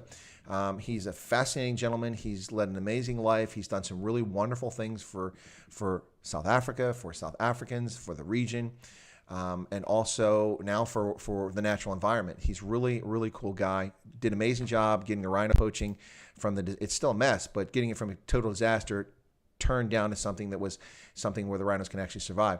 Yeah, but really disappointed in that. But that was last week on the 4th of July. General Josta, he was a fantastic guest. So go back and check it out. Thank you for that, Variable Vision. I really thought so too. Also, ladies and gentlemen, if you missed it, Marlise was on my channel. If you don't know who Marlise is, you may have seen a video of her, or may not have seen a video of her, from a year or so ago in which she was riding a bicycle on a rugby pitch in Windhoek and ran into the goalpost. She went one way, the bike went the other way. A lot of people thought it was a staged video, but it wasn't. In fact, she was 19 at the time and had decided if she wanted to be an au pair and go to the Netherlands. But in order to qualify to go, you have to go through a training course. And part of the training course for the Netherlands includes riding a bicycle, because everybody rides a bicycle in the Netherlands to get around. So in order to be a qualified au pair in that country, you have to be able to ride a bicycle. And you're like, everybody knows how to ride a bicycle, right? I thought so, but apparently not. So she never learned to ride a bicycle as a child. So at the age of 19, she tried to ride, and she kept falling down. So she had gotten to a point where she thought she had it conquered. And since she failed that part of the examination as an au pair, they gave her a chance to make a video of her actually riding a bike successfully and then send that to the Netherlands to prove that she could do it. So her mother was filming her on the mobile, and she's riding around on a rugby pitch. And people are like, why is she riding on a rugby pitch? Well, because there's nothing to hit, right? There's no parked cars. There's no sidewalks. There's no trees. There's no pedestrians. It's perfect, right? Because it's just grass. So she's riding it. But guess what? There are goalposts on a rugby pitch. So she's riding her bicycle, this 18-second clip, and she's riding right towards the post. And the funniest part, I think, was not just that she hit the post, but when she hit the post, the clang, I was like, boom, clang, really loud, and she falls down. By the way, she got a bruise from it. She was fine. She got up from it. But her mother said some profanity at the end of the video, like, F me, Marlies, in Afrikaans. And they didn't realize that after she hit. She's like, oh, screw me. I can't believe you did that. So she walks over to see if she's okay. They looked at the video, not seeing the end of the video, and they shared it with some friends. Well, their friends started posting it, and it went viral. And then only later did they discover that the profanity was in there. Now, she became famous for that, for F something, my Marlies. Anyway, so she became very famous for it, kind of a minor celebrity. She's gone to the Netherlands where she is an au pair. She's been there for 10 months. She was my guest on the channel. She was a fantastic guest, folks. If you haven't watched that stream, I highly encourage you to go check it out. Now, Marlies' stream did a lot better than general stream. Let me see. That stream was, where's it at? Special feature with Marlies. We had almost 750 people watch that. But go back and check it out. It was really, really good. Also, got a couple of trolls that came on and gave it a dislike. So check out the Marlies stream if you don't mind and give it a like. Please do that. I'm a little e-trolling because she's a lovely young lady. She was a fantastic guest, and I'd really like to see the likes get up a higher percentage. It's 98.1, but yes, I'm greedy. I want to see her get a higher rate. But check it out. It's about an hour and a half stream. You don't have to watch it all, but you'll learn about her. She also has a future potentially in television in South Africa. Of course, she's Afrikaans speaking, and we had a little bit of fun talking about Afrikaners and Germans in Southwest Africa and Namibia. And her mother's ethnic German, but doesn't speak German, so we had a little bit of fun with that. But anyway, so check out Marlies and check out General Johan Josta. Those are really good streams, folks. I hope you can check those out. But they're on the channel. Let me see. Love your Afrikaans, Tanya says. Well, thank you, Tanya. I appreciate that. I get a lot of grief from my pronunciation of my G's, especially. Why don't people raise the problem on the chat so everyone can subjectively decide whether yeah, well, that's a good question, Tunes. Or better yet, if some people don't want to come to the chat, some people are shy, that's fine. There's no reason to go in the chat. You can watch anonymously. That's fine. I'm cool with that. I appreciate that. In fact, a large percentage of people who watch actually do watch anonymously, so thank you for that. But if you do have an issue, or if you'd like to see something on the channel, or you don't want to see something on the channel, or you just want to share thoughts, send me an email. The email's there. There's no reason you can't send me an email. I can be a little slow at times, as I've discovered last night, finding messages from 2 weeks ago that I didn't see, so my apologies for those, but I have addressed all of them. There's no more emails that I haven't addressed. But normally I'm quick on the emails. So, yeah, send me a message if there's something you want to see or don't want to see. I would like to think, and okay, let me get your feedback on this, guys. Okay, so you're listening now. This is the question. I'm going to ask this question, and if you say yes or no, tell me. From my perspective, so I want to see if you agree with it. If you agree with me, say yes. If you disagree, say no. From my perspective, and perspective matters, I think that I'm very accommodating on my channel. If people want to hear a particular guest or they're interested in something, I go out of my way to try to get that guest on. In fact, a number of you have asked me to put someone on, and you've given me contact information, and I've gone out and got it. For instance, General Josta was a personal request from somebody on LinkedIn who's also following me on this channel. So I feel I go out of my way. Also, I don't just boot people from the channel because they say things that I disagree with, or because they say things that are in opposite position of what I say. So I welcome that in the conversation. We don't need a bunch of sycophants. People have valid positions. And I also don't think that I've ever been abusive to anybody. I've never seen an instance of me being abusive. Now, I may respond back forcefully and say, no, I disagree with you or this, but I've never been dismissive. Now, I'm dismissive of politicians. I'm dismissive of political leaders all the time, but they're public figures. People on this channel are not public figures. They're subscribers, they're viewers, they're members of the channel, and as a consequence, they're welcome to be here. Now, if they misbehave, like a certain guy with a surname or a given name begins with a C and not me, then that's a little bit different. But most people on here are pretty cool. So I welcome that sort of thing. That's how I feel about the channel. But when someone tells me that they feel like they're personally insulted, that kind of gets my attention. And as you can see, I mentioned I devoted an hour and a half to watching a video last night to see where that insult came from, and I didn't see the insult. Now, if someone perceives an insult, I need to know about it. But simply leaving a comment doesn't let me fix the problem. Anyway, so yeah, thank you guys. I like to think I'm fair with people, but everybody takes things differently. So anyway, generator people. Tunes Hendo Putch. What's that? Oh, go back. Wow, I'm way behind this. come on.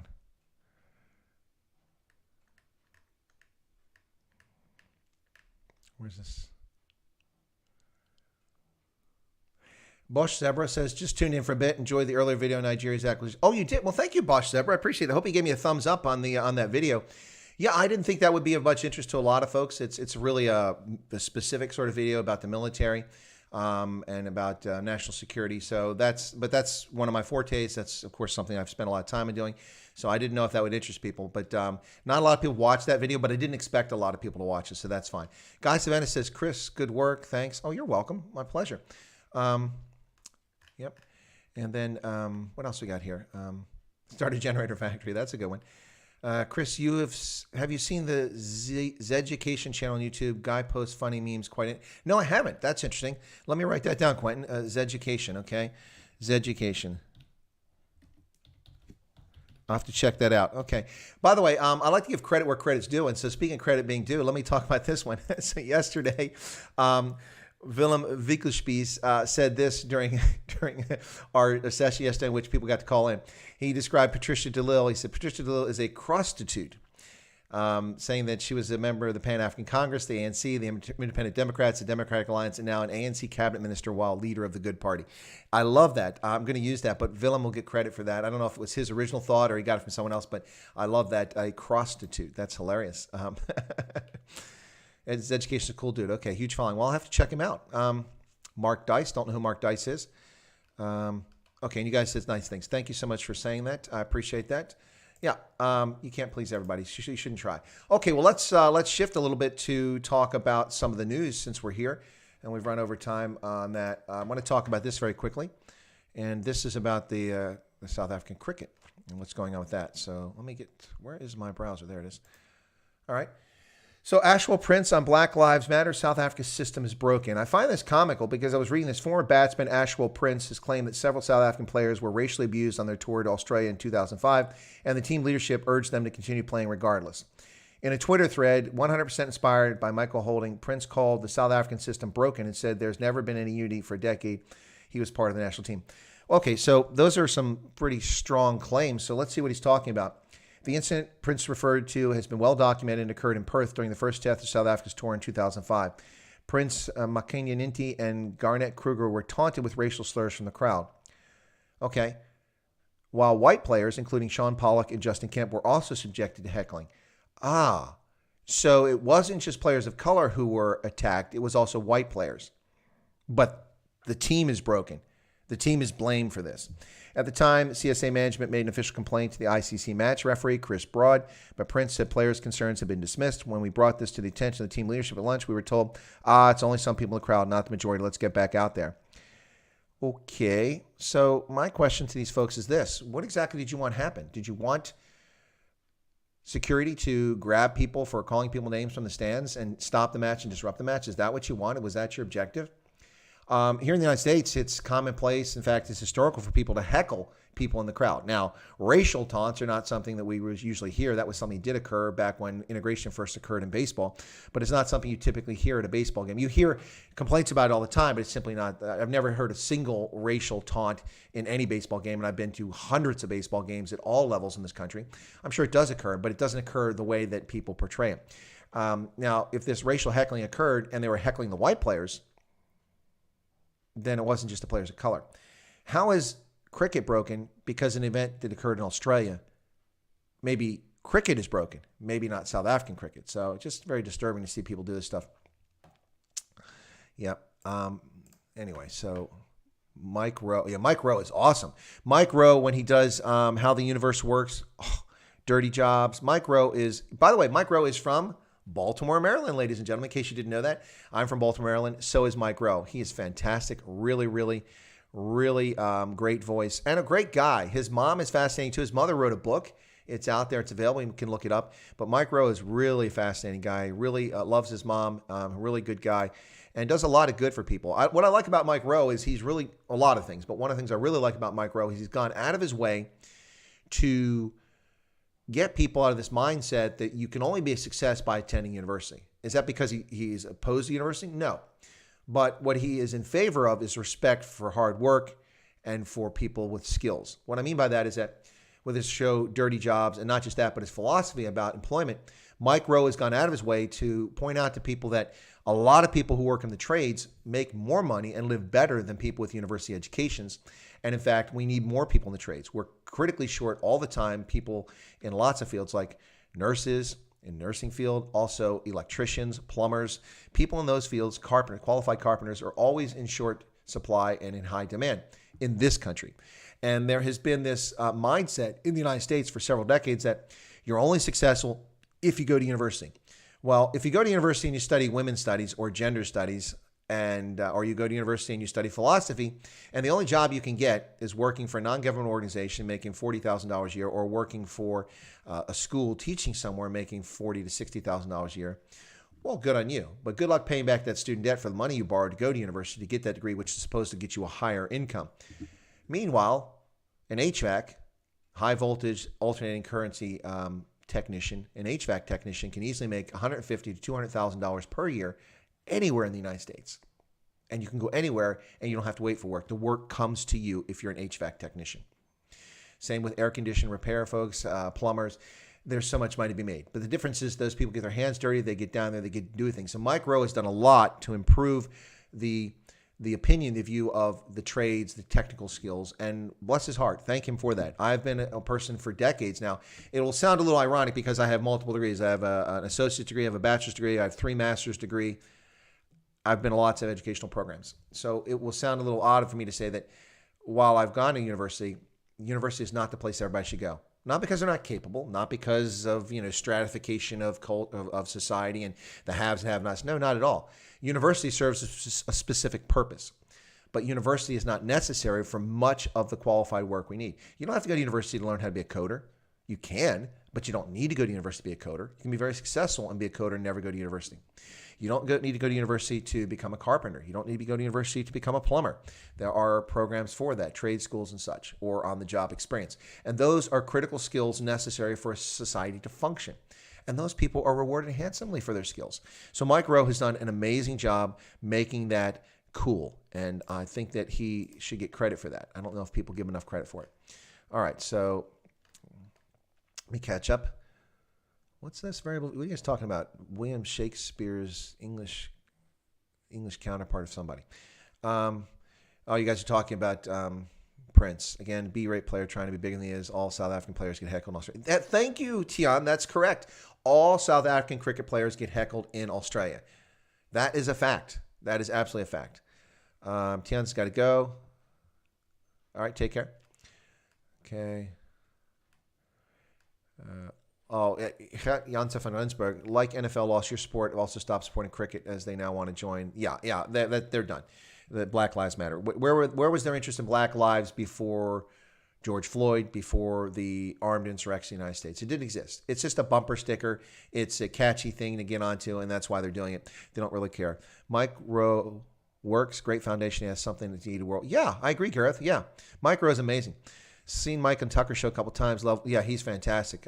Check out his website. Watch some of his old videos that were on some of the channels he was on. Really cool stuff. The moment SA Sport goes the USA route, I'm out. They'll destroy their own sport and fan base. Well, they've already tried to do that, Willem. As I said, huge Springbok fan. Been a Springbok fan for many, many years, since 1984.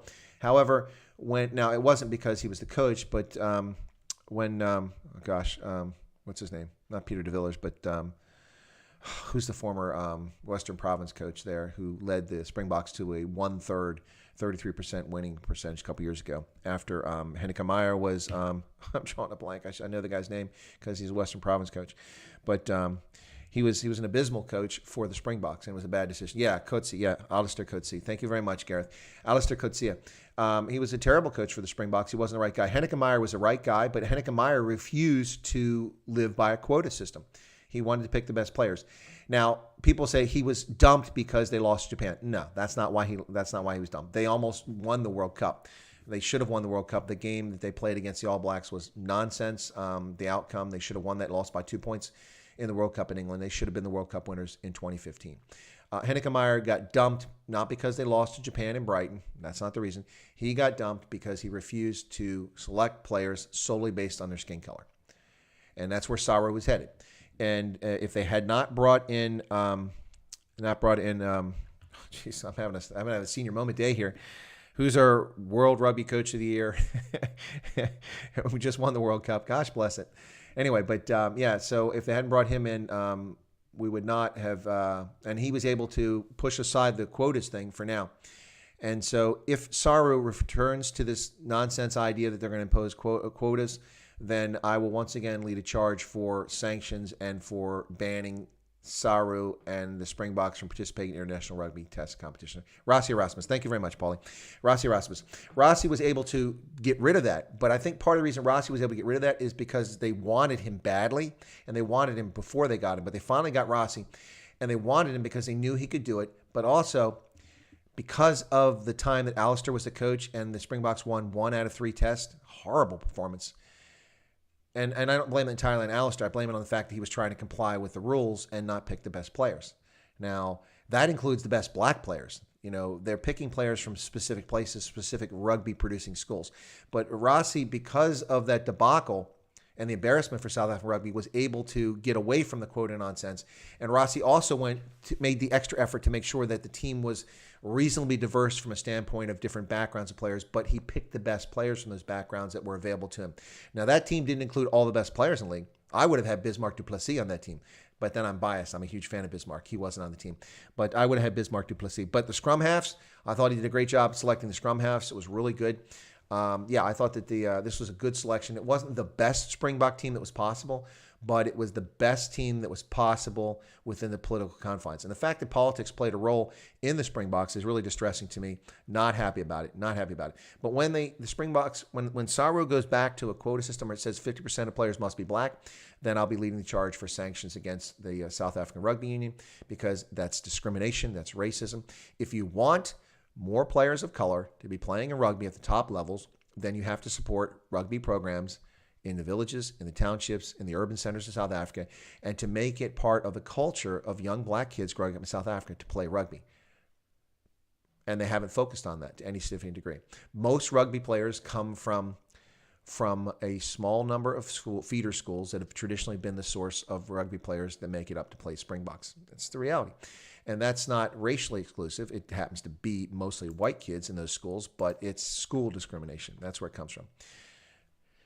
Destroy the sport, now looking for attention. Funny, that's how. Yeah, the Proteas were abysmal in London. I was at the Cricket World Cup. They were terrible. They were terrible.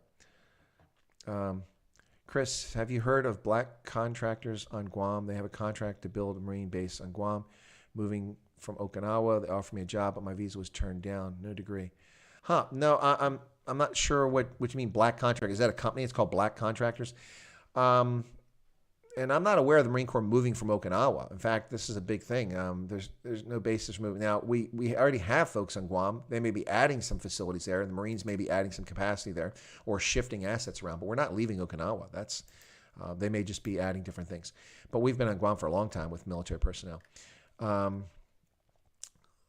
ACSA, don't like other people tying up their passengers. Oh, wow, look at that. Garrett throws in the Airports Company of South Africa, ACSA. Ooh. ACSA is a government entity, ladies and gentlemen. That's a state-owned, although the ANC claims it's a privately held corporation, it is not. The majority shareholder in the Airports Company of South Africa is the South African government. Paulie laughs and says, spot on. Yep. Somebody's going to Cape Town. All right, cool. Yeah, this political correctness does just kind of destroy things, folks, and it's not really helpful for sport. Yeah, so cricket is losing the plot in South Africa, but you know what? Cricket's boring, so especially the multi-day matches, the single-day internationals. Okay, that I can get down with. And in fact, I did. I went to the there you go. There you go, ladies and gentlemen. I'd never been to a cricket match in my life, but I did go to the 2019 International Cricket World Cup. Here you go. 10 teams, 48 matches. There you go. One champ. That's my coffee mug from the Cricket World Cup in England last year. Oops, don't want to drop it there and break it. There you go. I was there and actually went to a game between New Zealand and Pakistan in, was it Manchester? On my way back, I was headed out of the country. It was my last chance. Yeah, I went to a game and It was like I was in Lahore or Karachi. It was a home game for Pakistan. There were more people at that game from Pakistan originally than from New Zealand. So the cheering for Pakistan was insane. Nice pitch, though. Really enjoyed Edgbaston was the place I went to. Really nice. Really nice. Yeah. Oh, look at this. Even got the nice little stuff on the bottom there. Look at that. Good quality. Whoops. There we go. Yeah, it reads, in case you couldn't read because it's really small. I can't even read it. I put it over here. The 2019 England and Wales official product. Yep.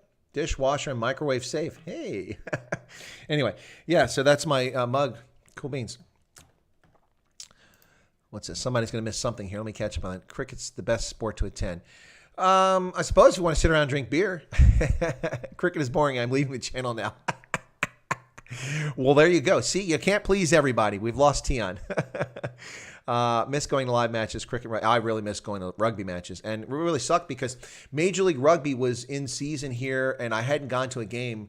We were 5 games into the season, and actually Tendai Mtawarira was playing for DC, and I'm also a journalist, write rugby articles, and so I was going to go down and cover games in DC. But the problem with DC is they do it at Catholic University in the center of DC, and it's so hard to get into town. It takes like an extra half hour to drive through all these city streets and the traffic and the speed limits and the stop signs, all set up to give you tickets. It's a stress-filled event to get to the stadium. And so I didn't really like it. I was hoping they would move out on the outside of town so it'd be easy to get to. But I went there and watched their games in 2019 when the exhibition for them, and then covered the games. I was going to go and watch the Beast and cover it and try to interview him, and then the season was canceled. And last year I'd gone to New York for the Rugby United New York team, and I hadn't gone this year because to go to New York, it cost me about $50 in tolls. Yeah, and I got to drive for 3.5 hours.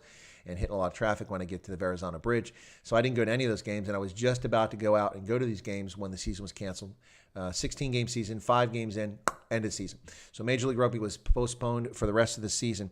Now, apparently, Major League Rugby is adding a franchise in Hawaii, ladies and gentlemen. So we're going to have a professional franchise based in Hawaii as part of Major League Rugby in 2021. Woohoo! Exciting. I'm sure rugby players are going to enjoy that, traveling out to Hawaii to go to a game. Should be interesting for them. And as I understand it, several All Blacks players, former All Blacks players, are part of the group that owns that team. So that should be an interesting development to watch that transpire in Hawaii, having a professional team out there. There is no Major League Baseball franchise in Hawaii. There is no National Football League franchise in Hawaii. There is no Major League Soccer franchise in Hawaii that I'm aware of. There's no National Basketball. So this will be I don't know if it's the first ever, but it's going to be the first, the current major sports franchise that has a team based in Hawaii. Now, that'll be pretty cool for Hawaii. I'm sure, so maybe that alone will make it popular out there. Chris, your impression of cricket is my impression of the NFL. Yeah. The vibe is so lekker at live matches. Yeah. Paulie says Manchester United, kids, wife, and that. Whoa. Okay. So, all right. Now see, Paulie's going to leave my channel now because I'm gonna beat up on that game soccer, you know. Ooh, yellow card. He touched me. Ooh, yellow card. What's this? I'm the referee going back to my hotel. Ooh, a sack full of cash, $100,000. Yeah, that's why I gave 2 red cards in this match for the money. Now, okay, FIFA is one of the most corrupt organizations on the planet. There were over 635 matches that were under investigation for fixing before the scandal broke that got Sepp Blatter arrested. That's right, 635. FIFA is such a corrupt organization. They ruined that sport. They call it the sweet game or something like that. Anyway, yeah, Manchester United, I got it. I got you. I actually been to their museum there. It's pretty cool. If I follow soccer / football, my interest is solely for Bayern München. That's who I follow. And I've been a fan of theirs since 1984 when I went to Munich for the first time. And I bought a sweatshirt that had Bayern Munich on it, and I became a fan at that time. What was that? Because I'm coming up here. That's the boring round ball rubbish. Yeah. Did anyone else come back to you with more sports personalities on your channel? No, Hendo. Someone promised me some former Springboks. I'm waiting for that. And the sports personalities I'm actually getting on my channel now are ones that I either knew or knew by extension, and I'm getting them on the channel now.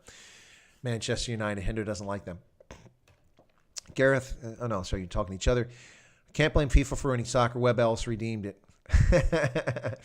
Paulie says, Gareth, FIFA's a joke. Their level of corruption will be confused with the ANC's. Absolutely. They would. No wonder. Well, of course, remember, ladies and gentlemen, the 2010 Soccer World Cup, Football World Cup in South Africa. Who was the head of that project? Danny Jordan. That would be the guy that the ANC brought in to rescue the malfeasance in Nelson Mandela Bay, only to see the ANC lose. And although they lost, they came in behind the Democratic Alliance in the 2016 municipal elections, and Danny Jordan left there. But he was involved in the corrupt tender process, the corrupt awarding of the 2010 FIFA World Cup to South Africa. Yeah, and that's a corruption case, and no one ever talks about that one. But there's corruption there, absolutely. Oh, I didn't hear about that on Danny Jordan, Hendo. That's the first I've ever heard he'd been accused of that. Yep. Did not know he'd been accused of that. But I do know about the corruption in the 2010 FIFA World Cup. Mainstream sport is a joke. Well, I suppose. It depends, Joe. Depends on what your interest in sport is. I love rugby, and I think that Super Rugby is a league that's really been damaged by mismanagement, and now it's going to die, it looks like. But Pro 14 is pretty good, and Premiership Rugby is brilliant in the UK. The French Pro League is pretty good. So there's some good rugby. And test matches can be quite good, too. So, yeah. Yep, okay. Mainstream sport is a joke. Yeah, okay, so that was that. Now let's talk about the virus, folks. Let's get back to that. So South Africa now has over 265,000 confirmed cases of the virus. Now, I seem to remember the reason for the lockdown, the draconian lockdown, which banned e-commerce, banned tobacco products, made people criminals if they exited their home, was all necessary so that South Africa could prepare its medical services for the virus and to contain the virus. Well, that was back when there were less than 3,000 cases, 1,800 cases when they did this. Now there's 265,000 cases, a country of 58 million. This is starting to become a significant issue here. Yeah. South Africa has half the cases on the continent, 563,000 cases across Africa, and 265,000 are in South Africa alone, ladies and gentlemen. Can you imagine that? South Africa reported 13,497 new cases over the past 24 hours, taking the total of 264,000 according to the health ministry. Yes. As many as 227,000 people have recovered from the disease. The country continues to be the worst hit in Africa. Now, the ANC assured us that the reason for all of their actions were to limit the spread of the virus and to prepare South Africa's healthcare system. Now, famously, President Ramaphosa and his ministers went after the Western Cape because it's led by the opposition, saying that it was out of control. That's where all the cases were. But now we see the facts, and the fact that the highest rate of infection is now in Gauteng, which has nearly half the country's infections in one province. But that's not a surprise, ladies and gentlemen. It never should have been a surprise. But if we had honest politicians telling the truth about what was happening, what was going to happen, instead of banning e-commerce, destroying businesses, using racist legislation upheld by the North Gauteng High Court, saying it's okay to discriminate against people based on race in the tourism relief sector fund, when we see money donated by rich South Africans, which is prevented from going to all South Africans based on their race, by a ministry that sits around and denies applications for minority applicants in an unlawful manner. When we see a government whose Minister of Injustice says that nobody can be evicted from their informal settlements during the lockdown, yet we see the Johannesburg Metro Police Department hand in hand with a majority-owned BEE certified Red Ants destroying informal homes and settlements in Johannesburg repeatedly, forcing people as winter approaches and now in the dead of winter to live on the high veld with no shelter in the midst of a pandemic that we're told is so dangerous that people can't leave their homes. Only the Johannesburg Metro Police and the Red Ants can destroy people's homes because they're squatting. Places they've been squatting for 6 years. Why is it urgent now in the midst of a pandemic to destroy the homes of, by the way, wait for it, ladies and gentlemen, wait for it. Were these white squatter camps? No. Were they colored squatter camps? No. Were they Indian squatter camps? No. Were they actually squatter camps? No. People were squatting on land, but they were actually formal brick and mortar homes as well as tin shacks there. And they were destroyed several times by the police, by the Red Ants, a BE certified company, a majority owned company that terrorizes South Africans. steals mobile phones and cash out of people's pockets and beats them up and turns them over to the police who arrest them for complying with lockdown rules. If we'd had honest politicians, instead of trying to destroy South African society, focusing on addressing the virus and preparing the health sector. Listen, this is a government that told us that we can't send kids to school because it's dangerous. Never mind the fact that the group least affected by this, still all the data around the world tells us that the people least affected by the virus, those less likely to get it, are young children. Children are less likely to get it. Now, they leave kids out of school for 3 months, and then we're told the schools aren't ready to reopen. Why? Because they have to disinfect them. What are you disinfecting? If nobody's been in the schools for 3 months, there's no virus. These aren't anthrax spores that can survive inside a hardened shell for years at a time. These are not tardigrades floating in space who can suck all the moisture out of their bodies and stay alive only to resume their life at some point in the distant future in the vacuum of space, exposed to radiation and a vacuumless space. Tardigrades survive. Anthrax spores survive. COVID-19 are strands of RNA from a virus. It will not survive for 3 months on a surface. What are you disinfecting? What are you trying to tell people? Anyway, this is what's going on, ladies and gentlemen. That's the problem here. It's governance.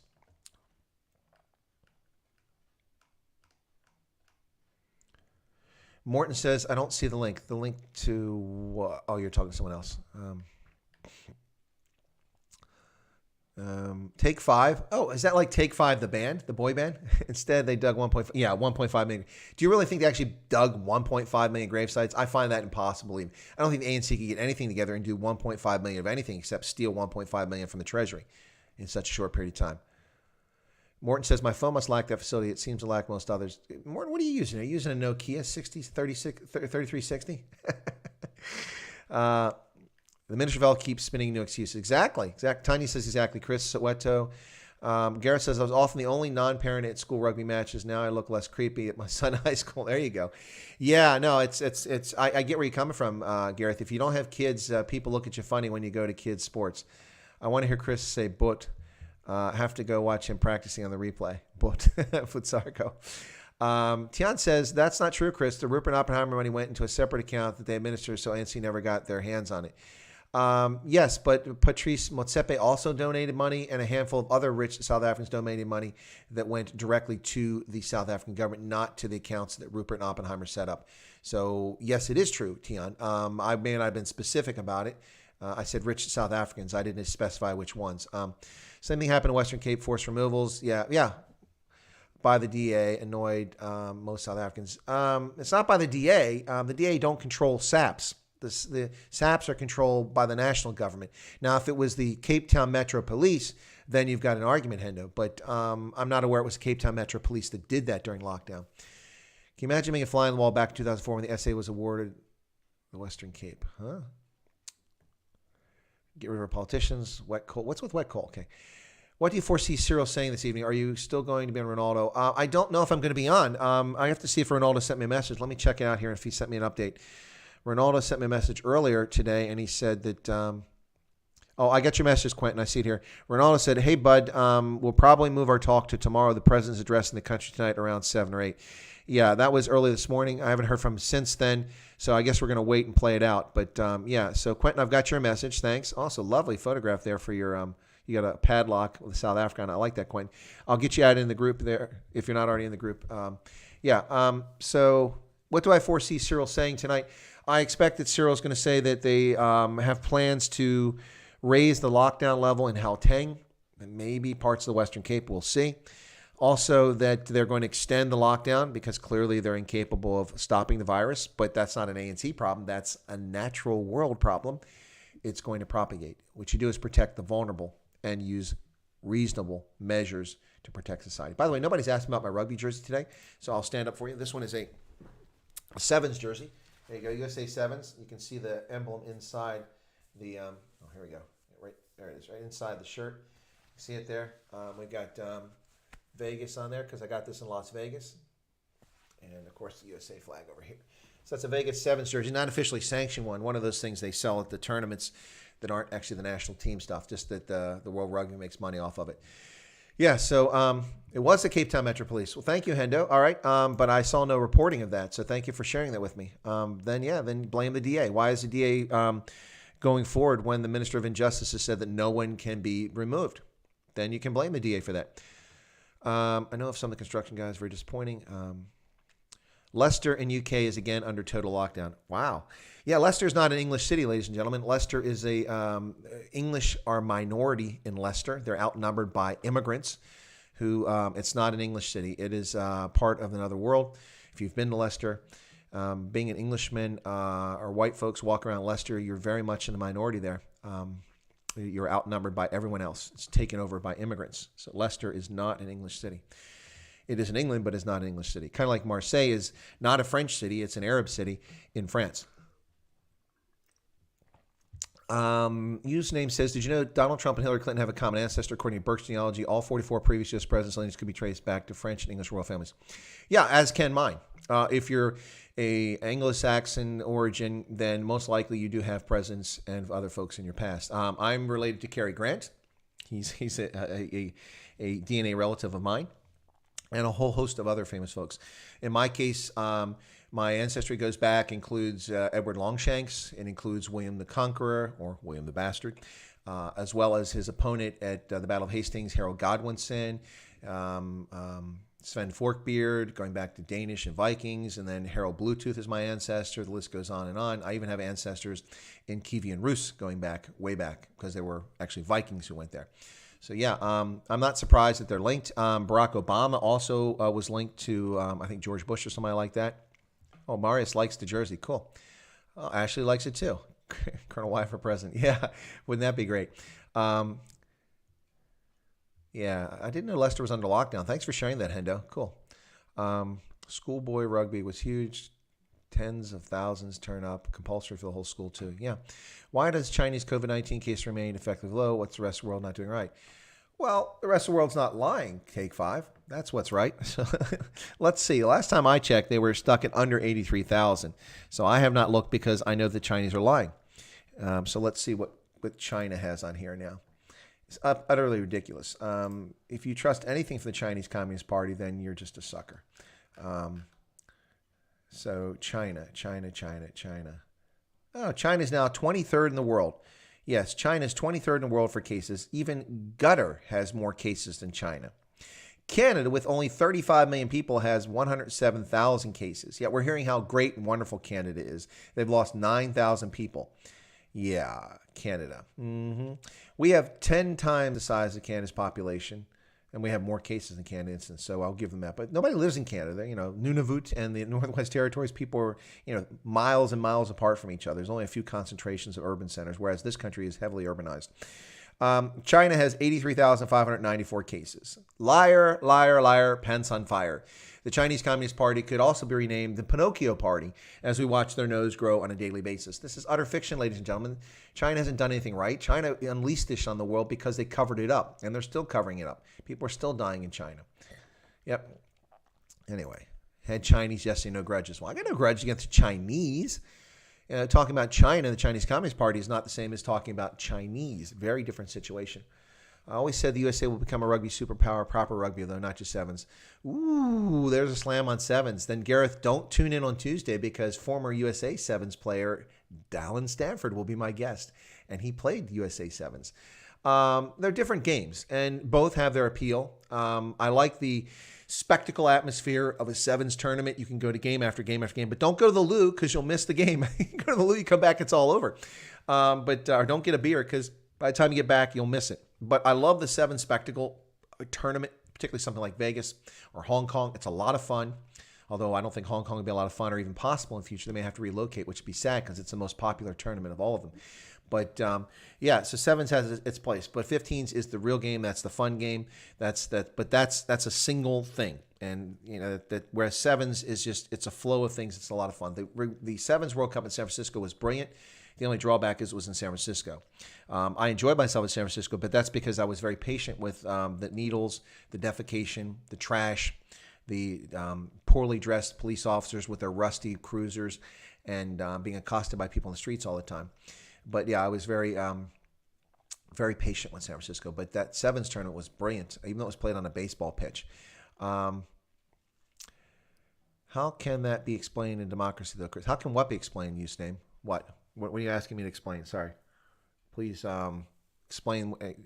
Tell me what you're asking for. I don't know what you're asking for. Use name says, how can that be explained in democracy, though, Chris? What? I need to know what you're talking about.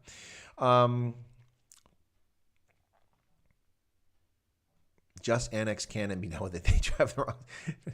No, Morton. They drive on the correct side of the road, just like us. Morton, a Commonwealth country person, saying that Canada drives the wrong side of the road. Yeah, I think they're one of the few Commonwealth countries. Oh, how can that be? Okay, thank you, username. The reason Canada drives on the correct side of the road is because Canada is, in many respects, sorry, Canadians, no offense. Where's Tony Nagy at? I haven't seen Tony in a while. Wow. That maybe Tony dropped it from the channel. Tony is in Canada. Tony I haven't seen for a while, but the reason is because, by and large, it's an extension of the U.S. economy. U.S. They're so closely tied, Canada and the U.S. When it comes to that, we dwarf them population size over 10 times the size of Canada. So, and that's after a lot of recent migration into Canada, which has grown from 23 million to 35 million in rapid succession.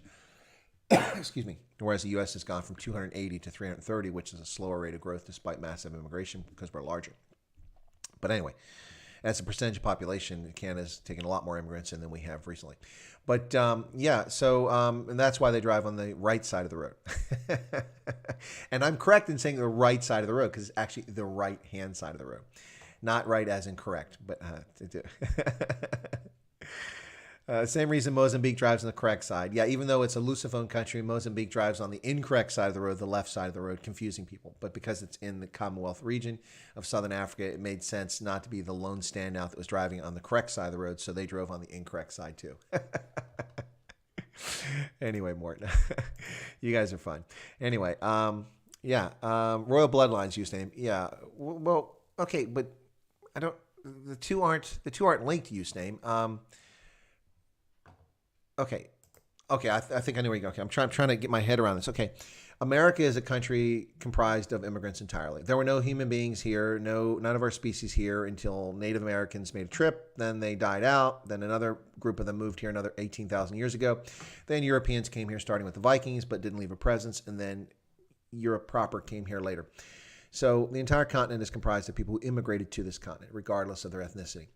So you have the United States is overwhelmingly at the outset an English a set of English colonies, and these English colonies were comprised primarily of English settlers and or Scotch-Irish, and then later Germans and French and all these others came. But what happens is you go back each generation. Let's say you have a king and they have 6 kids, and one of those kids marries a minor duke. The daughter marries off, and they go off in a different line with a different surname.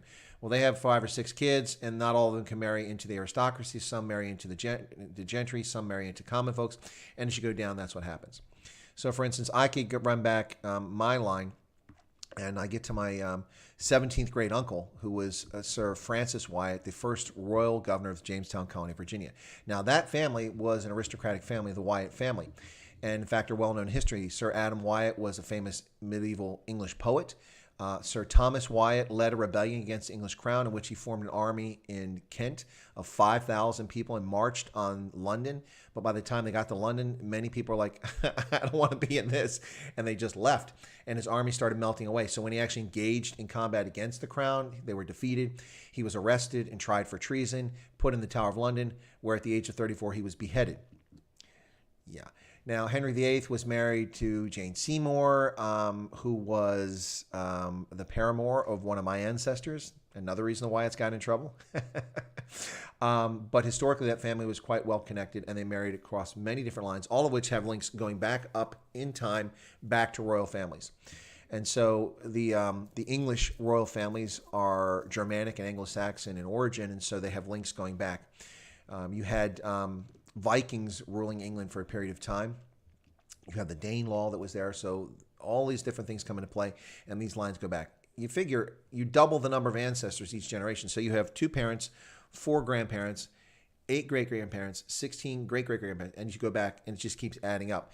And so at some point, we're all related. So when we say that these folks have ancestors going back, it's not especially impressive. It's just a question of mathematics and genetics. It just happens. So that's what happens over time. just so that people know. So I thought I'd share that very quickly. All right, what else we got here? But it has nothing to do with democracy. You have people in South Africa who have royal heritage. That's correct. You have some who are English who moved to South Africa who have ancestors that come from those lines as well. Australia's COVID cases. I have no idea what's going on with Australia's COVID cases. Let's take a look at that. Australia. AUST. Australia. Yeah, that is pretty low. 9,796. That's very low for a country of 25 million. Wow, that's a very low number. But by comparison, if we look at Australia and then we look at Taiwan, fine, Taiwan, T-A-I-W. Where's Taiwan? Taiwan has 451 cases, a country of 24 million people, almost the same size as Australia. They have 451 cases with 7 deaths. Australia has 10,000. That's a big difference, ladies and gentlemen. Big difference. Yeah, so look at that. Look at that. So Taiwan's approach, which I've been heralding for weeks now, is one that's obviously more sound. Now, Taiwan didn't shut down their economy. They didn't shut down the country. So there you go. Is it plausible that South Africa, former English colony, has a similar class of royal families that are predestined, selected? Not to run the state. No. Okay, look, Donald Trump was not predestined to run this country. Hillary Clinton was not predestined to the country, and she'll never run this country. So let's get to spell that. Barack Obama also has royal ancestors as well through the white side of his family, through his grandparents' heritage. So yeah, this is the way things go. The chat room is going sideways again. Where are we going sideways? Because we're talking about heritage and genealogy? Oh, only Natal is a proper form. Well, the Western Cape was a British colony. What do you mean that's the only former proper British colony? The Western Cape, the Cape Colony was a British colony. Yeah, the Brew isn't here. I haven't seen the Brew. I haven't seen Tony Nagy. I haven't seen a number of folks. Anyway, Gary says there's no debate. I sit on the right and run over the left. That solves that. There you go. Right, folks. Okay, well, it's a Sunday and we've covered some stuff. I think that's enough talking about the virus. It's depressing enough. I don't want you guys talking about Marlies. Anyway, so listen, thank you all for tuning in. It looks like people want to hang around. Should we stay a little bit longer or should we go? I won't take offense if you say go because I haven't eaten. It's coming up on noon. So I'm happy to go, but I can stay a little bit longer if folks want to. I was going to close down, but since we've got close to 50 people in the room, I don't want to just drop off suddenly if you want me to hang around. So I'll give it a minute. Let me check my phone and see what else came in. Dinner time. Yeah, well, as opposed to supper time, right? That's a very English thing, heard it too. Yeah, just looking to see. Someone's posted something in the group. Anyway, all right, well, I'm not seeing any comments come in then, so you guys are distracted or we've reached apogee on this stream. Anyway, so, all right, I'm going to go ahead and say thank you so much for tuning in, and I don't know what? Hang around. I just got out of the shower. I'm like a fire. Otherwise... And at 8. Oh, you guys are waiting for that. Yeah, well, Tanya says enjoy, but I'm probably not going to go eat. I was just coming up with an excuse to go. All right, so folks are saying it's okay to take off. Yeah, so I don't know if I'll be on Ronaldo. We'll see. Just pay attention, watch for it. I'm planning on still going on, but it depends how long Cyril Ramaphosa talks. If it goes on for a long time, I may or may not go on. We'll see. But it's up to Ronaldo. It's his call. It's his program. But I look forward to going Ronaldo. Hopefully, I'll see you guys on Ronaldo. If not, I'll watch it unless 20,000 people tune into Ronaldo. If so, then I'll just go watch my own stream or start my own stream because you really can't follow the chat when there's 16 or 20,000 people there. Just constantly scrolls up the screen. Anyway, so thanks for tuning in, folks. I'll catch you guys later. God bless. Enjoy your Sunday. Enjoy Cyril Ramaphosa's comments later on. I'll be watching it and we'll talk about it afterwards. If Ronaldo doesn't go, if I don't go on with Ronaldo, I may just go on just to do a highlight and cap what Ramaphosa's talked about and any other news that occurred today. So thank you all for tuning in. God bless. We'll catch you later on Chris White Africa. Let me find my closing. Here we go. Got to turn this off. I got these things, too many songs in here. So now I'm just going to close out that. Where's it at? Where's my closing video? It's gone. No, you can't see me, but I can't find my closing video. You got to love it. There it is. All right, folks.